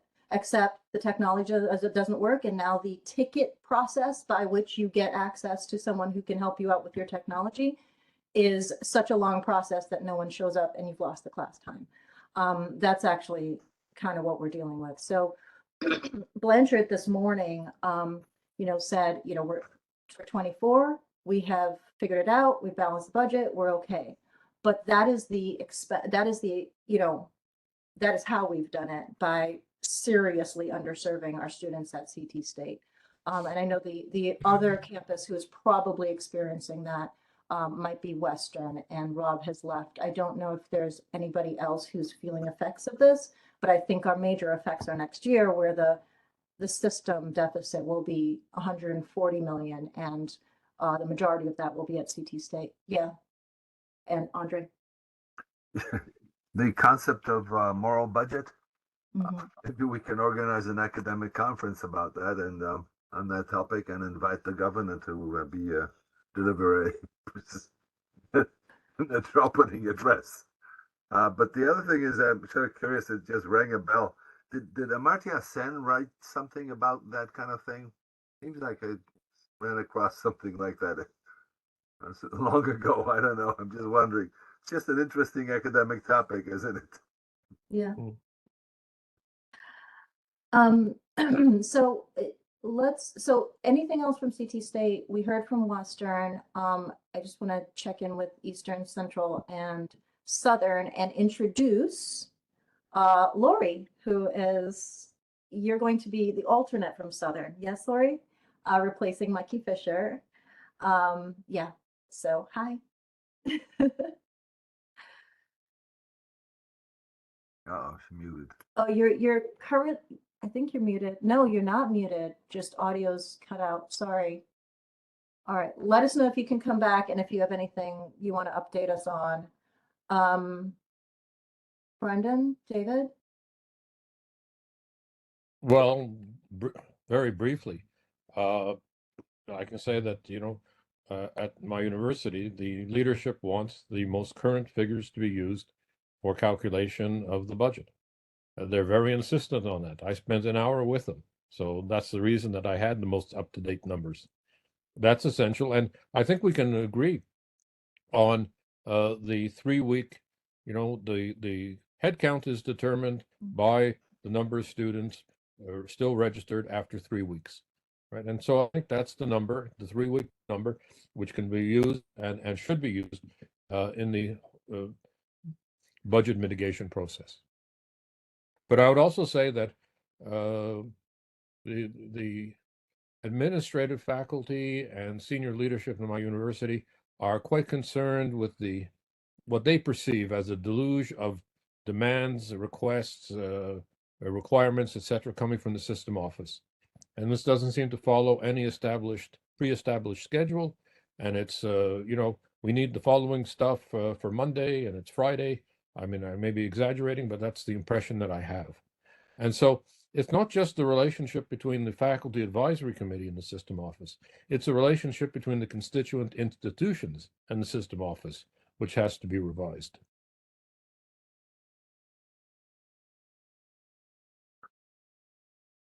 That's all. Sorry, and Mary Beth has her hand up. Go ahead. I was just going to give a brief as Nantuck update. So we are one of the campuses who does not have library services in the evening. So obviously that affects students who want to use the library. But another consequence of that is that professors who have classes in the evening and would typically invite library staff in to do a lesson on information literacy or, whatever, like we have librarians that come into our classes, that is no longer an option for any classes that are happening in the evening. So that's a service lost to students as well.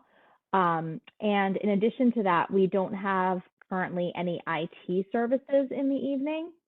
And again, on our campus, a lot of the people who teach in the evening are adjuncts who are more likely to maybe need technology support.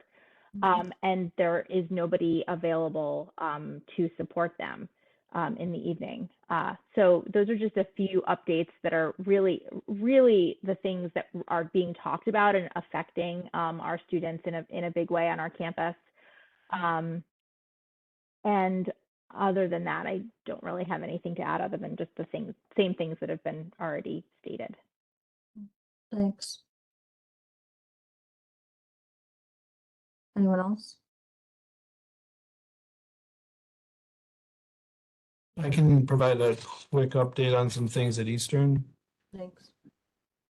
Yeah, thanks.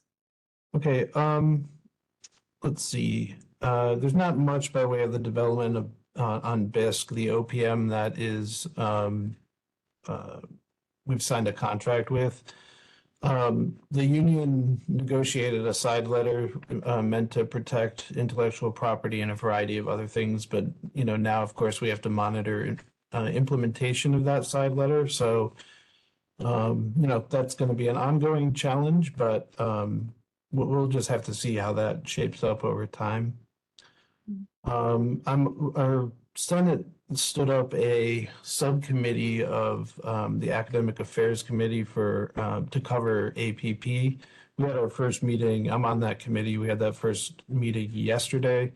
The provost spent about 57 minutes out of an hour talking about almost everything other than APP.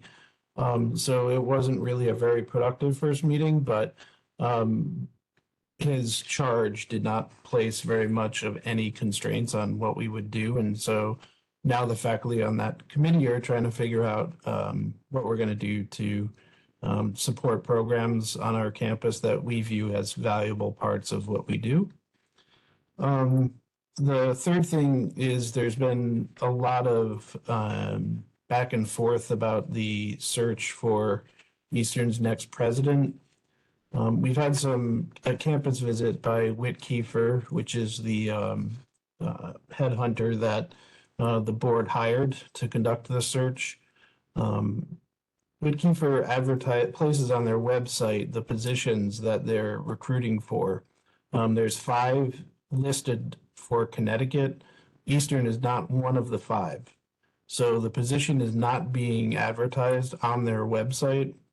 We've also been told that it will be a confidential search. This is what the provost has told us, meaning that the only people who will know the names of the candidates are basically folks on the committees that sign NDAs, and that there will be no campus visits by the candidates as part of the presidential search.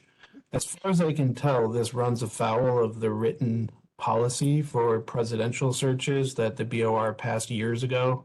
That I think that policy actually says there will be campus visits. So people are trying to figure out why the search is being conducted differently.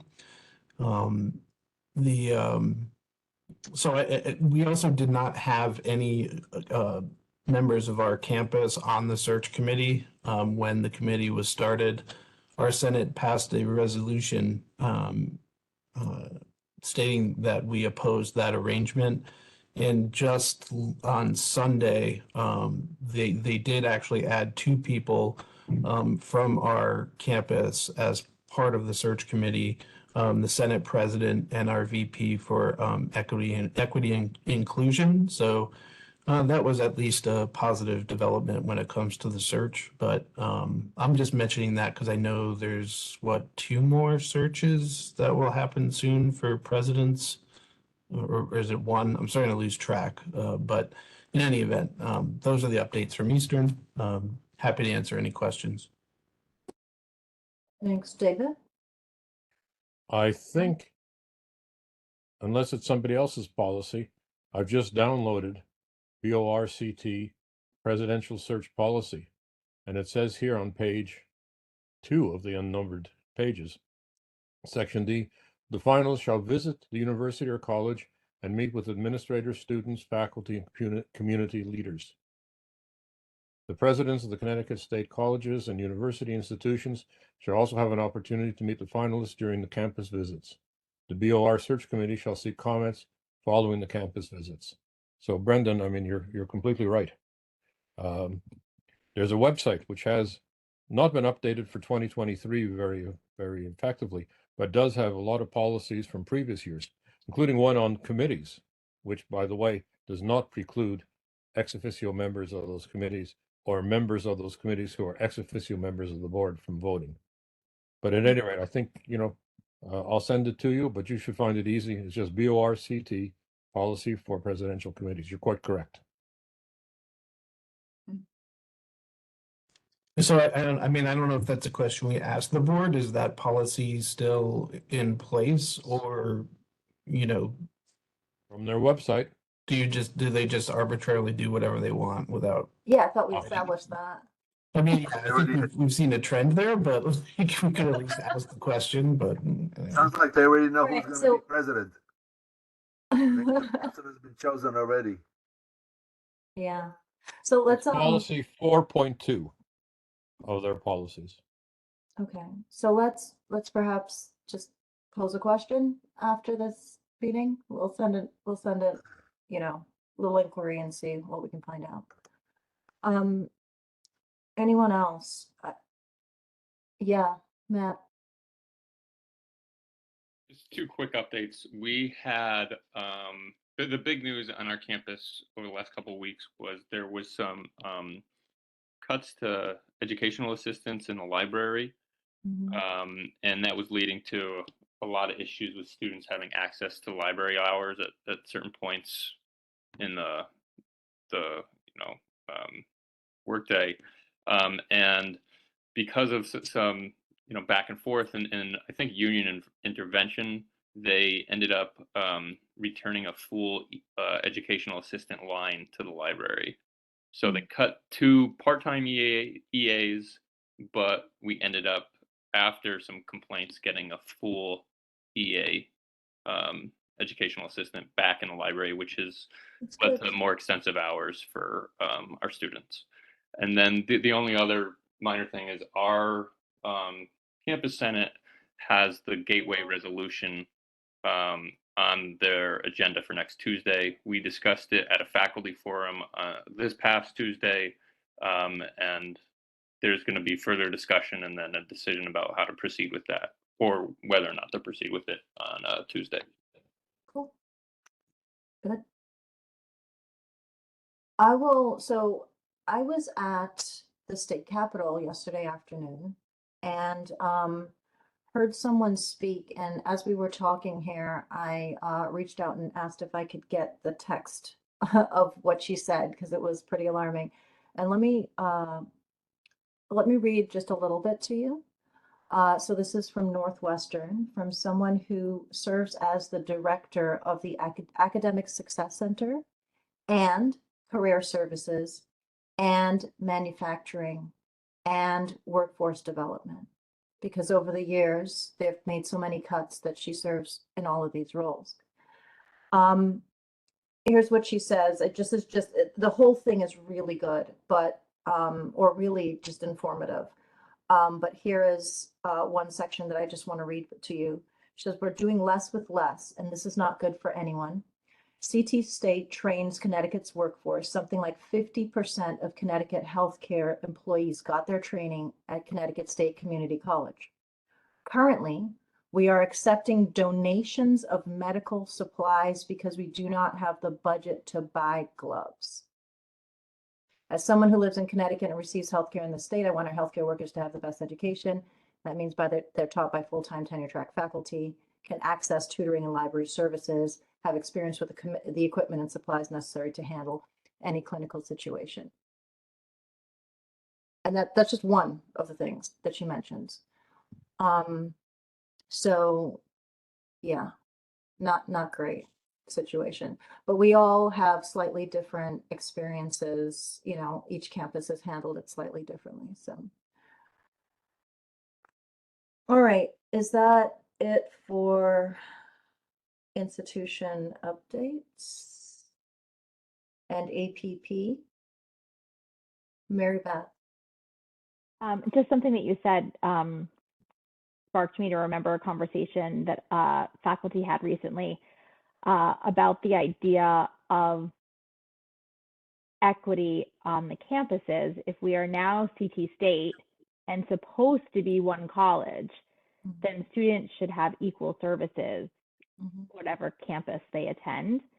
And so the fact that students who attend one college have one campus have an opportunity to go to library at night or have a cafeteria or whatever, and other campuses don't, seems as though it's an equity issue. So just adding that to the conversation. Thanks. All right. I want to double back a little bit, and we did the program review aspect. I want us to talk about state funding just a little bit more, because like I said, we were at the state capitol yesterday. There with the entire CBAC coalition and leadership of the AFL-CIO, because this is, you know, something that affects everyone. And the call was just for funding. I thought that there were many speeches made by students, by faculty, by others that were really great. So, you know, that is where the fight really, really lies, because yes, we definitely have issues with the way the system has managed the money, has represented our situation, has advocated on our behalf, every single thing. We have issues. But I just want to bring us back to what we talked about with the BOR last November. Is what ended up happening was that we talked with them about various things. I know at least one of the suggestions I made was that we should make certain commitments to the level of services we're committed to providing the state and work backwards from there. What will it cost? And that is the ask, right? We certainly, I think, presented ourselves as willing collaborators in the ask and the vision, etc. We had no part to play in it. We were just presented with a thing that didn't seem particularly informed by our needs, by our vision, by anything at all. So I know that, you know, we have to go back to that because yes, we wanted an ask, but we wanted an ask that was informed by the needs of the actual people that we take care of. And we never got there. To look again though at the funding situation, I wanna just look at a couple of slides from that meeting and talk about fiscal guardrails, et cetera. And if anybody knows more than I do, please correct me because they are hard to describe. But look at this. Whatever issues we have with how things have been spent or misspent or misallocated or way too forcibly managed in a top-down manner, look at 2007, where our block grant, just the block grant, excluding the money for developmental education, which we know is not enough, which is why they're trying to come up with all kinds of innovations to cut our actual offerings. There's some outcomes-based funding, et cetera. Ignore the fringe benefits because that's going to change, right? But let's just look at the block grant, because if you're supporting salaries, you want recurring money that fits under the spending cap, especially since 2017. In 2007, it's about 300 million for the system, right? In 2014, 7 years later, it's about 300 million for the system. 2017, it's about 300 million for the system. Okay, it goes up by about $10 million, but about 300 million for the system. In 2021, it's about 300 million for the system. In between there, it dips down and it shoots up for certain issues, for certain reasons. In 2023, it shoots up significantly because there was a 27th payroll and there was whatever. And there was also the sort of backdated increases. So it was more than 1 year worth of increases, et cetera. But in general, look at the block grant. And we see though that one-time funding has increased and increased and increased and increased so that by 2023, we're pretty much doubling the block grant with one-time funding, right? I think most of us found it absolutely, well, more than doubling it, because when you come down here to the ARPA and all of that, I think most of us were pretty alarmed by the decision to hire a bunch of people with ARPA funding that we knew would go away by 2025. And yet at the same time, it was exactly what the system asked for because they promised that those people would pay for themselves by 2025. So who are we to complain? But at the same time, I think if you look at this, you know, as you point out, David, our approach to funding has simply to be crisis constantly. Just like you can go back through newspapers and we are crying crisis every single year.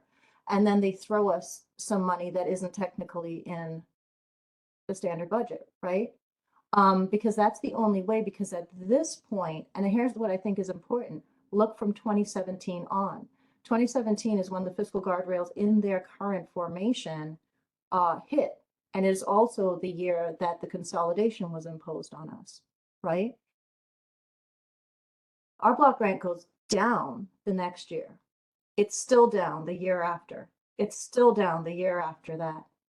It's still down the year after that. 2022, post-pandemic, with all the things we had to deal with, was the only time it comes back up and a little above the 2017 level.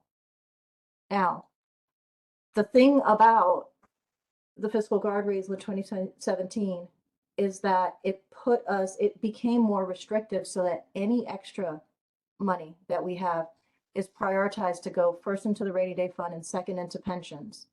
And it's not supposed to be available to us like it used to be for spending.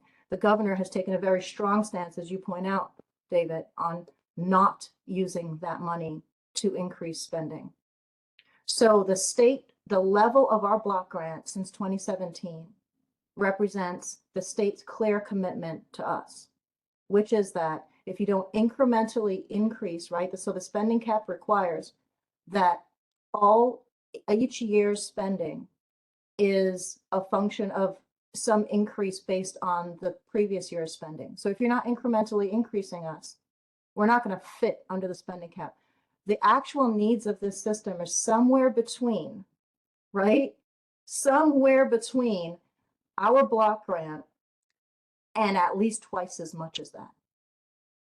We don't fit in the budget, not without shenanigans.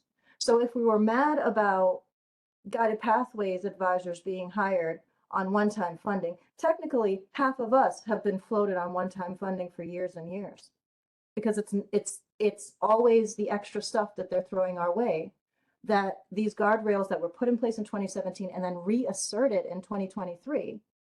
And our controller just wrote Sean Scanlon, an op-ed saying, can't stray too far from them, which is, he didn't say don't defy, he said can't stray too far from them, right?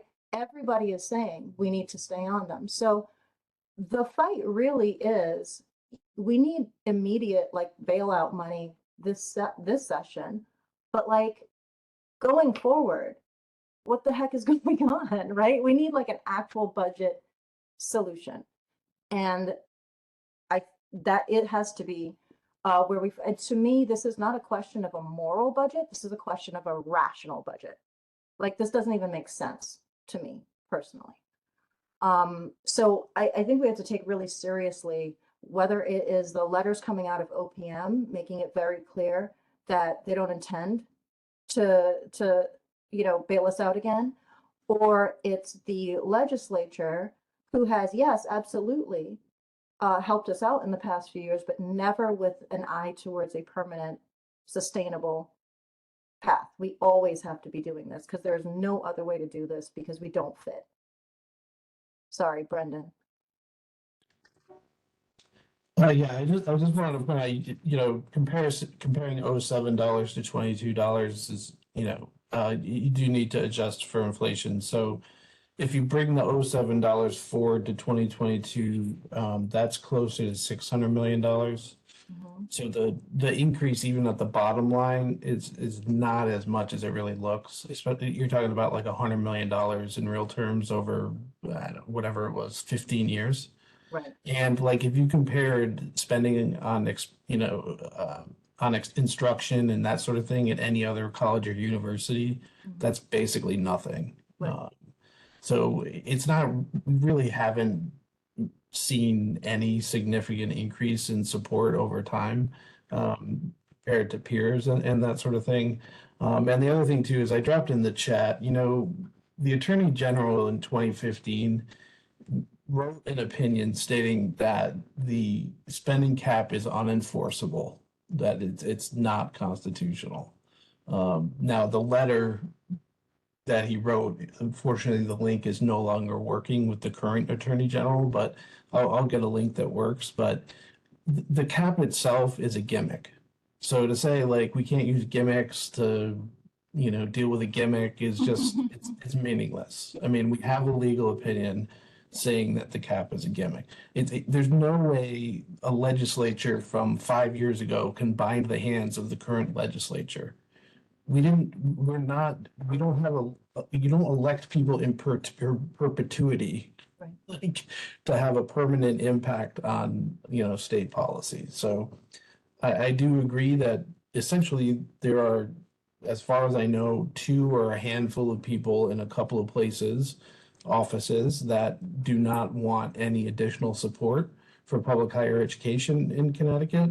I don't think that reflects the view of everyone. And frankly, I didn't vote for anyone because they said, I want to cut support for public higher education. So, I think a lot of people are very confused about where this is coming from. So, but I'll stop there. Yeah. And I'll say that, I recently had a conversation with someone who I think, has kind of known this, but assumed, because it was so unthinkable, that when I was saying our funding in terms of the block grant has been flat for all of these years, they assumed that it meant in terms of in real dollars, right? So it's oh, what's the actual whatever? I'm no. The block grant has been flat in actual numerical value. Like it has, so we've been getting cut every single year. You will hear talk that, oh, per student funding is actually significantly increased. But it's, it's nonsense, right? It's ARPA dollars, it's COVID craziness, it's reductions in enrollment, which also themselves come with, because we now rely on tuition dollars, their own financial reductions, right? So very unfair kinds of conversation. You'll also hear claims that our block grant significantly increased this year, but it did not, because the change in the fringe rate and the amount that we take on, it's only increased with the intention of covering that. And I think what Lloyd Blanchard started talking about today, and hopefully will continue be clearer about next time, is that no one internally believes that it actually covers the difference in fringe. And I think there is room between the two different calculations for some conversation, but it actually really doesn't matter. I think that trend for funding demonstrates that we are sorely underfunded. And I'm sorry, but I'm cynical. So when we claim that, well, the consolidation couldn't possibly save money, it can. That still remains to be seen, right? It sure can. It depends on what they do now, right? But what they do now will be an absolute bloodbath in terms of labor and in terms of services to the state. So, the significant responsibility is on the legislature, and we have to really make that case as much as we possibly can. I don't think there's I know that there are a lot of folks who are sympathetic, but there has to be actual action in terms of a long-term solution, not just, so this year revenue cap is what we could budgeted 98.75%. So there's another 1.25%, which could be up to 300 million if things keep going as they do. And then all of the underfunded state services and the municipalities who need bailing out are going to be scrapping for that 300 million. Because we happen to be in this interesting state where there's nothing left to go in the rainy day fund because it's overflowing. We've already paid down pensions significantly, so there's no real claim on that. So maybe this time, they'll spend it, but that's not a long-term solution because we will be here in a worse position next year. And we have to, I think, address that at this point. So I hope that we're all kind of tracking that. I know that in my mind, an easy solution is that in 2017, again, when the consolidation and the volatility cap came into existence together, one of the things that happened was that municipal spending, which represented $1.61 billion, came under the spending cap. So there's good precedence for just getting it back out. It wasn't there a few years ago. Take it back out. That frees up 1.61 billion, not just for us, but for all the other state services that make it possible for students to even come through our doors in the first place. Now we're bordering on moral, David. Yes. But the stuff before is just plain old, just rational. It makes no sense. So yeah. All right.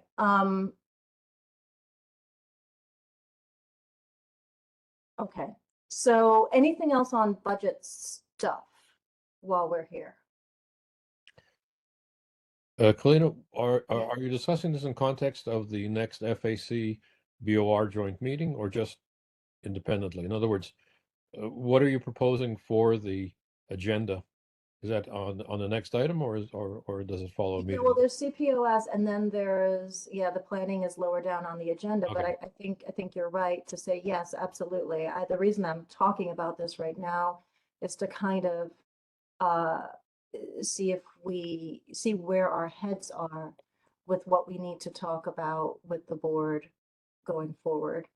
And if there's a joint sort of solution that we might all we have to work together, at least as far as the legislature is concerned.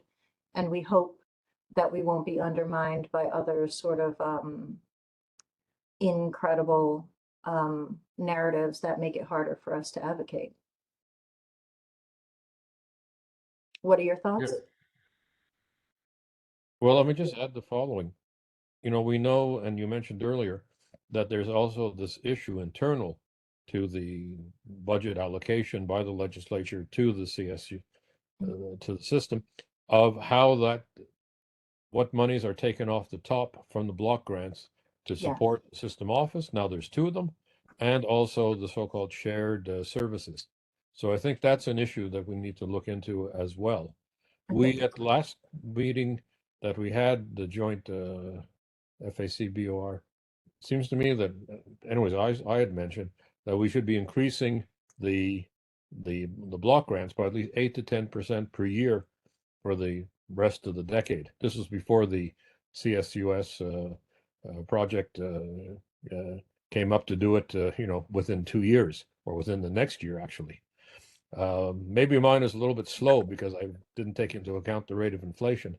But nonetheless, we should be, I think, putting forward a proposal of a steady increase of the basic block grants, but not subject to arbitrary deductions by the system office to pay its own bloated bureaucracy. Yeah. Mm-hmm. Okay, agreed. So we will, I guess, return to that in item 8. Let me quickly get the CPOS resolution up, and I have to say that I have struggled a little bit with this because just because it's a response to the fact that things don't work the way they should, and so you're trying to figure out a workable solution to a system that isn't quite working well. So let me share it. I have to say, I planned to share it with you all earlier and it did not, well, not with enough of you. Let me just make it bigger. Can't see it. Screen share. Do you see it now? Yep. Okay, so I'll read through it, and then I suppose we can discuss. So whereas CPOS is an Ellucian tool designed to facilitate compliance with federal financial aid guideline 34 CFR 668 point whatever, and then BOR policy, whatever. Whereas the implementation of CPOS has had consequences for both student enrollment options and for overall enrollment and therefore financial prospects for CT State Community College that go beyond mere compliance with these federal financial aid and BOR guidelines. Whereas the implementation of CPOS has therefore functioned as an unvetted and restrictive policy on CT State students, whereas this unvetted policy impacts student access to federal financial aid to which they are entitled, whereas it is known that the tool's information sources do not accurately reflect many students' program requirements, whereas students in CT State have been seriously disadvantaged by this policy and certainly disadvantaged relative to other CSCU institutions. Therefore, be it resolved that FAC calls on the BOR ASA committee to assemble a joint FAC and ASA working group to document and evaluate the actual consequences of CPOS implementation for students at CT State.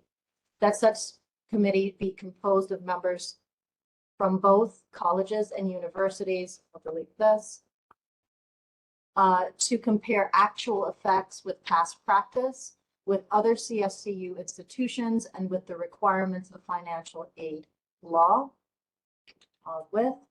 and that to the extent that CPOS implementation has had unintended consequences, those consequences will be identified and resolved prior to the beginning of the spring 2024 term, and that any consequences not strictly implied by financial aid law and BOR policy are not aligned with other CSCU institutions must be halted until and unless they are established as policy through appropriate governance processes. And the document here is available if anyone wants to be reminded of precisely what the effects of CPOS seem to have been. And again, Could you leave it up, Kalina? sure.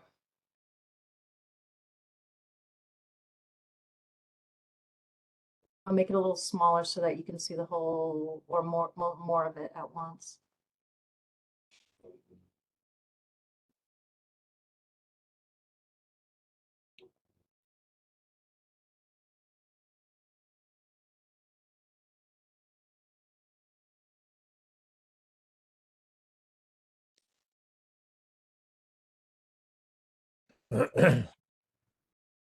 All right. Is there any thoughts, any discussion, any concerns? Happy to hear all of it. What concerns me is that there is in effect a policy being implemented at CT State that has never made its way through any process at all, and it is significantly impacting students. David, I see your hand. I just don't want this resolution to give them the idea that they need to apply it now at the universities as well. Yeah. So I'm a little concerned about that Uh-huh. because, you know, the difference, as I understand it, is that this CPOS, courses and program of study, Yeah. dings students who have registered for courses not part of the program of study as understood by DegreeWorks, Mhm. right? And that's obviously a problem at the community colleges, especially because they never did a teach out from the old 12 community college programs to the new single consolidated aligned programs. But at the universities, we have also minors and general education. Mhm. But when you look at something in DegreeWorks is, you know, pretty stupid. And it can figure out lots of things, especially it will put things in the pre-electives, which seems to be what gets dinged with CPOS, that shouldn't be there. And for that matter, why shouldn't a student be able to choose a free elective if they want, outside of their major, their minor, and general education? Because they happen to have an interest, because they're exploring other possibilities, or whatever reason. So it seems to me that, you know, I understand this is a policy that goes back to Betsy DeVos and the Trump administration. I have no understanding why the current Secretary of Education is maintaining it. It's not a law, but rather a policy implementation, if I understand it correctly. I mean, dealing with the law, which is Title IV. So I think that there should be, I would hope to see a bit more nuance, maybe just limiting this resolution to the community colleges, right? Because I think comparing it to the universities is really comparing apples and proverbial oranges in this case. It So I should would, not be, right? it should not be, It yes, should but I don't want to see the apples then replacing the oranges that we happen to have at the universities, I am right? concerned about that also. Yes, and the other thing is, you know, I think we need to say we want to make a recommendation that this policy directive or implementation directive from the DeVos administration be rescinded and replaced by something which allows for students to freely choose electives as they so desire, up to presumably some certain amount. I mean, okay, if a student is, you know, asking, isn't there a limitation on the number of years you can ask for Title IV support? Yeah. Right. So, I mean, eventually, if a student is abusing this by not taking any courses in their major or their minor and just taking random courses in general education, eventually they run out of years. See, David, I think you're giving us a little bit too much credit because you're thinking that what is actually happening at the community colleges is a potentially defensible policy. It isn't. So we have things like, I'm pretty sure this wouldn't happen at the university. If you are in the culinary program and you think that I think I mentioned this last time, that learning Spanish might be beneficial because you work in the industry right now and you tend to speak, you're right? You know that Spanish is spoken in a lot of kitchens. There's an issue with adding science. Adding Spanish to your program. If you are a student who comes in with a certain number of what do you call it? AP credits, right? But those AP credits are so you've transferred them in, and then you realize that you need to increase your grade for a program, so you want to take a course. You now those are courses that you did not actually take, but because they were applied to your program, you're now not allowed, financial aid won't cover those courses, right? It reduces the total number of courses that you're allowed to take by the number of AP credits you've transferred in. Like, these things cannot have been done. If they were done intentionally, I don't understand why, unless we are determined to completely sabotage our enrollment and student success at the community college. So I hear your concern, and I am concerned about that also. But I think the issue is that what we're seeing at the community college is way over and above compliance with the law. It is just this ridiculous interpretation of it, and we don't have a lot of ability to remedy some of this stuff. Lois and Mike. As you know, I have a problem with this because it appears to blame Ellucian when Ellucian is just a product that is used by the Connecticut state people who have implemented this whole draconian interpretation of CPAS. I don't think even Betsy DeVos meant this, as bad as she was. I don't think she even meant this. So to me, it's not directed to the right area. It's saying, well, Lucian's made this mistake just because it's made a mistake, and it hasn't. There are people behind it that do the programming that made it make that mistake. So look, I have mowing in the background. Can you hear that, or is it fine? Okay, great. If you could suggest language, that would be helpful. I thought that I had addressed that concern with the inclusion of the fact that it is functioning as a policy, that it is an unvetted policy. Well, but the fact, I'm sorry, I'm going to interrupt, but the fact that you're still mentioning Ellucian at all, Ellucian, the product itself shouldn't even be in this. Well, It's okay, nothing to do fine. with it. It's the interpretation, it's We the can- draconian interpretation that has been programmed into the Ellucian product that's making it do this terrible thing.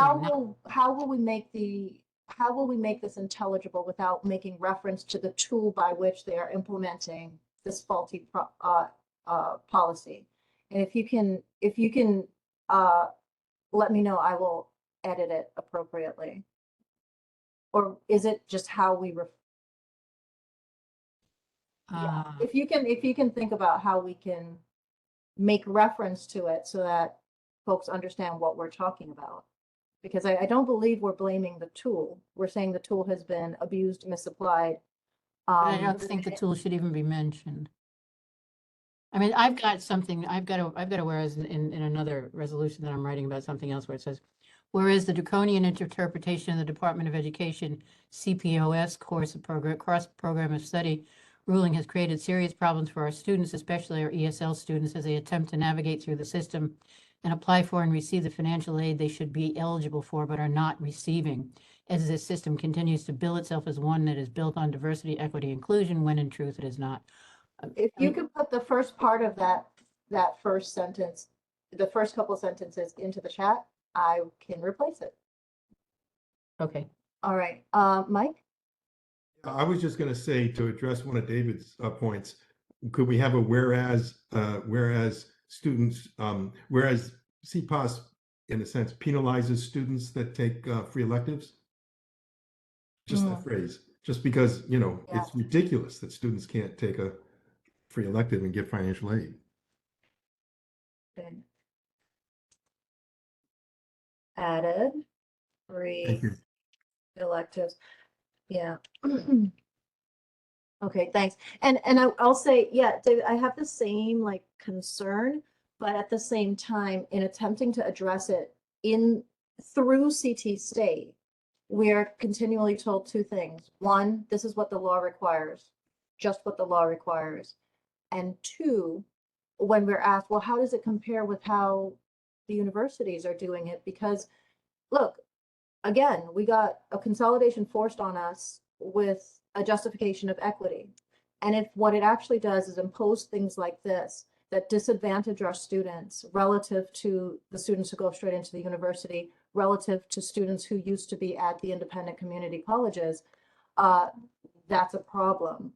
And so at the CT state level, they say, perhaps rightly, we don't know what they do, and we have no authority to tell you what they do. At the ASA level, we might have the ability to, or with this level, we might be able to collaborate and talk to each other about what's appropriate and what's not. At the same time, I want to take that concern very, that is my explanation for proposing this. But I want to take your concern very seriously. And I'm completely open to us saying, perhaps it's not the time and we need to throw this needle more carefully. So, all right. Did somebody else have a hand up? Was it you, Brendan? Okay. But I think we should take a moment to thank you for drafting it. Seriously, I mean, it is an important document, and important to be said. So thanks a lot for starting that. Sure. So, okay, let's do it this way. Does anyone want to make a motion at this time? Yes. Okay. I'll There's a move it as a motion with the amendments that you can include. I mean, they've been made orally, but you can include them in the final version. Okay. And I'll second that. Okay. All right. Any further discussion? I just have one small remark. I know that there's now requirements to conduct equity impact analyses of policy changes. And so that doesn't necessarily have to go into this resolution, but I would be very curious to see the equity impact of this policy on our students. Yeah. Mm-hmm. That and the developmental performance. All right, so should we take a vote? And again, either way, we should be very cautious about these things. All in favor? I see Mike Shea had his hand up just before. Oh, was that discussion, Mike? That was to anticipate the positive vote. Sorry. Okay, okay, all in favor? Aye. Aye. With the amendments. With the amendments. Any opposed? What amendments are we talking about? Your wording change, Lois, so it doesn't seem so centered on the actual technology. And Mike Shea's addition of whereas CPOS penalizes students who take free electives, so that it's clear that we are not trying to move in that direction.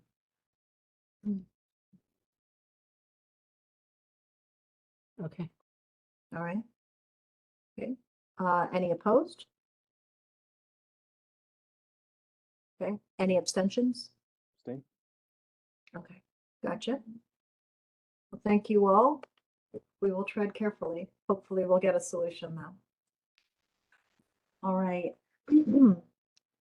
Study commission update. Want to talk about that at all, David? Actually, probably not. We've been behind. We're behind on this because of events that have overtaken us at the various institutions. We've talked about that earlier. Yeah.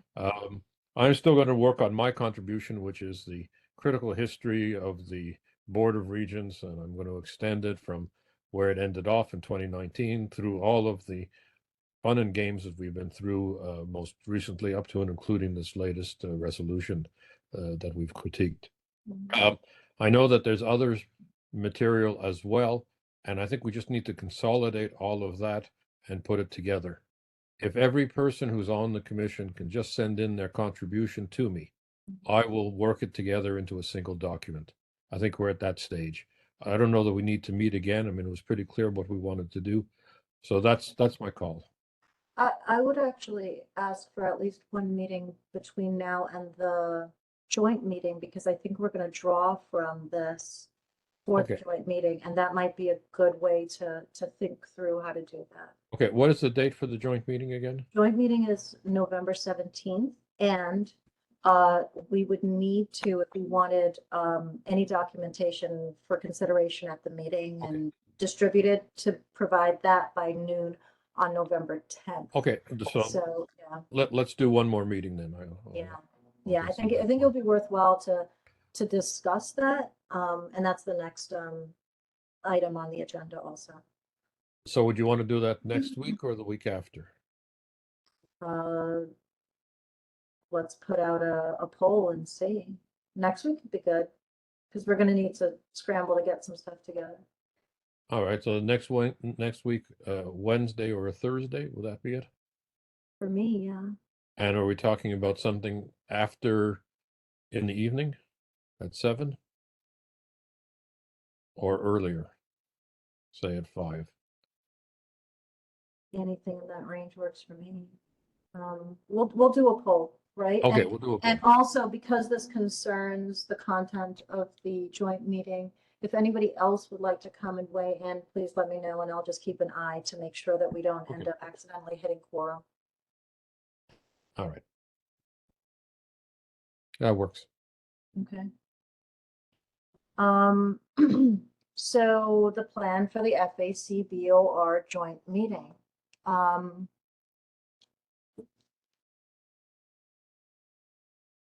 So we had initially in June, when we established the study commission, we thought that we would be able to present the products of that, but we also thought we'd be presenting it in the context of further information about how we are to deal with, the projected deficits.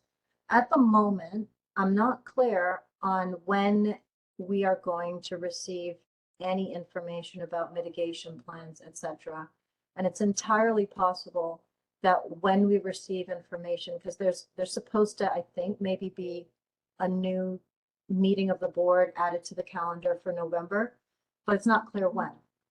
So it could be the day before we have the joint meeting with the board.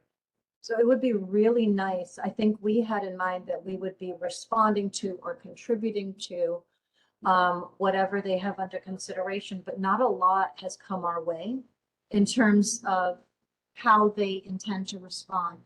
And for me, that's really limiting in figuring out what is relevant, because there are a lot of bits of information that we are all working on in different ways, and that are all essential, interesting, etc. But we will have a designated amount of time to have a productive conversation with the board right at the moment that mitigation plans are being considered. And it would be really nice for that to have the appropriate context and relevance. So I'm going to hope that we get more information about what that might be. But in the absence of that, I think we'll just have to focus on what we know is the larger picture, which is the budget issue. And then discuss, I think the budget issue, and I also think that the challenges of the beginning of the CT state opening are very telling as to how prepared we actually were to open on schedule, on a date that appears quite arbitrary, unless you think of some really sort of interesting other time calculations. But on the face of it, July 1st, 2023 is quite arbitrary. It's clear that our course catalog wasn't complete. It's clear that our policies weren't in place. It's clear that our technology wasn't up to speed. It's clear it was just a mean thing to do to everybody, and we were in a huge deficit. And I think we need to talk about, because that is an action of the CSCU system and the board. That is something that we need to at least address in the context of the further budgetary issues. So budget, CT state opening, and is there anything else? Well, will they be limiting us to an hour again? I think we need to propose a 2-hour meeting. Yeah, and last time they gave us a little more time. Is that right, Not that I recall. Lois?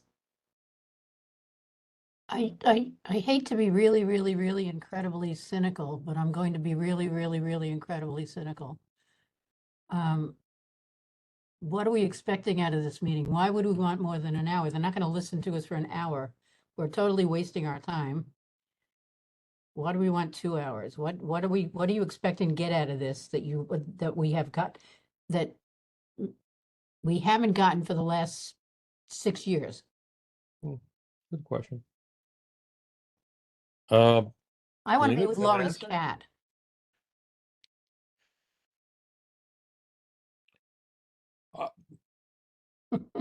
Well, you've caught me I'd rather flat-footed spend there. an hour or two with Laurie's cat.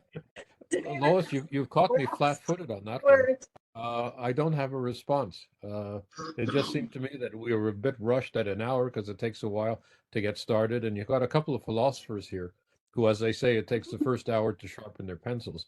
Never mind the economists who have to, bring out their spreadsheets. I understand all of that, and I'm a history person. I get it all. But what are you expecting to get out of this? Can I help you It's on answer? the record. Oh, Yes, Mike, go ahead, Mike. please. I think seriously, I think, we have to hope that some of the changes, I don't think it was as bad last time as it has been in the past. I think we need to think about, it's got some new membership, both on the board and in the system office. And I just think a 2-hour means they might say no, and they might not listen. But if they are going to listen, a 2-hour meeting is more likely to get to some of the issues. So, to me, if we're going to have a 1-hour meeting, I'd rather have a 2-hour meeting if, with hopes that it would work. And then if these issues are complicated, and hope they hear the longer term thing. And we can always stop earlier if we wanted to, but I'm always in favor of dialogue. And I know Lois would say, well, they're not having dialogue. Well, that's it, Mike. Yeah, I know. If there were a But dialogue, I'd be I'm in good with that. favor of hoping that there's dialogue too. So if we're going to do 1 hour, I think it makes sense to ask for 2, assuming that the conversation will have to need that much time to get into some of these complex issues, which I think some of those new board members don't even realize what some of the history is and how they got, in this position of having to deal with the CT state, for instance. And so anyway, I'm in favor of it. I don't know if that helps you, David.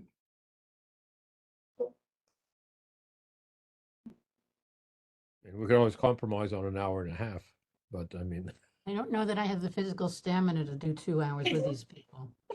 I want to be with Laurie's cat. After You my have meeting a today month with to train.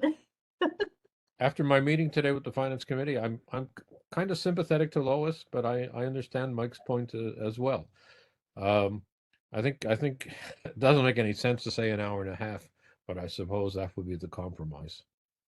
Okay, I'll say a thing. Can I just say one thing, Colleen? I just would say I'd ask for 2 hours and compromise on an hour and a half. Don't ask for an hour and a half, then you compromise on 75 minutes. But They're going to listen to this anyway. go So. ahead, Colleen. Because by the time we all introduce ourselves, there's like a TED Talks amount of time, and then we say goodbye to each other. It's like, an hour is not a lot. I'll say this. I think we've often been extremely, and this is, it's just a thing. I'm saying a thing. We've often been frustrated by the level of attention that it appears the board actually gives things that are as serious as the thing that we are talking about, which is pretty damn serious, because we're talking about the way that they are going. It's a social engineering that leaves out a whole segment of the population, provides them with no opportunity. If we want to be frustrated with them not taking it seriously, I think we put in we should at least attempt to have a meaningful conversation. Maybe it'll happen, maybe it won't, but I don't want to give up on it because it's real. And it's like this, like we've lost a bunch already, and it's like this close to going completely away for some people. So as exhausting as sometimes it might be, that's me saying a thing that my heart's not entirely in. Andre.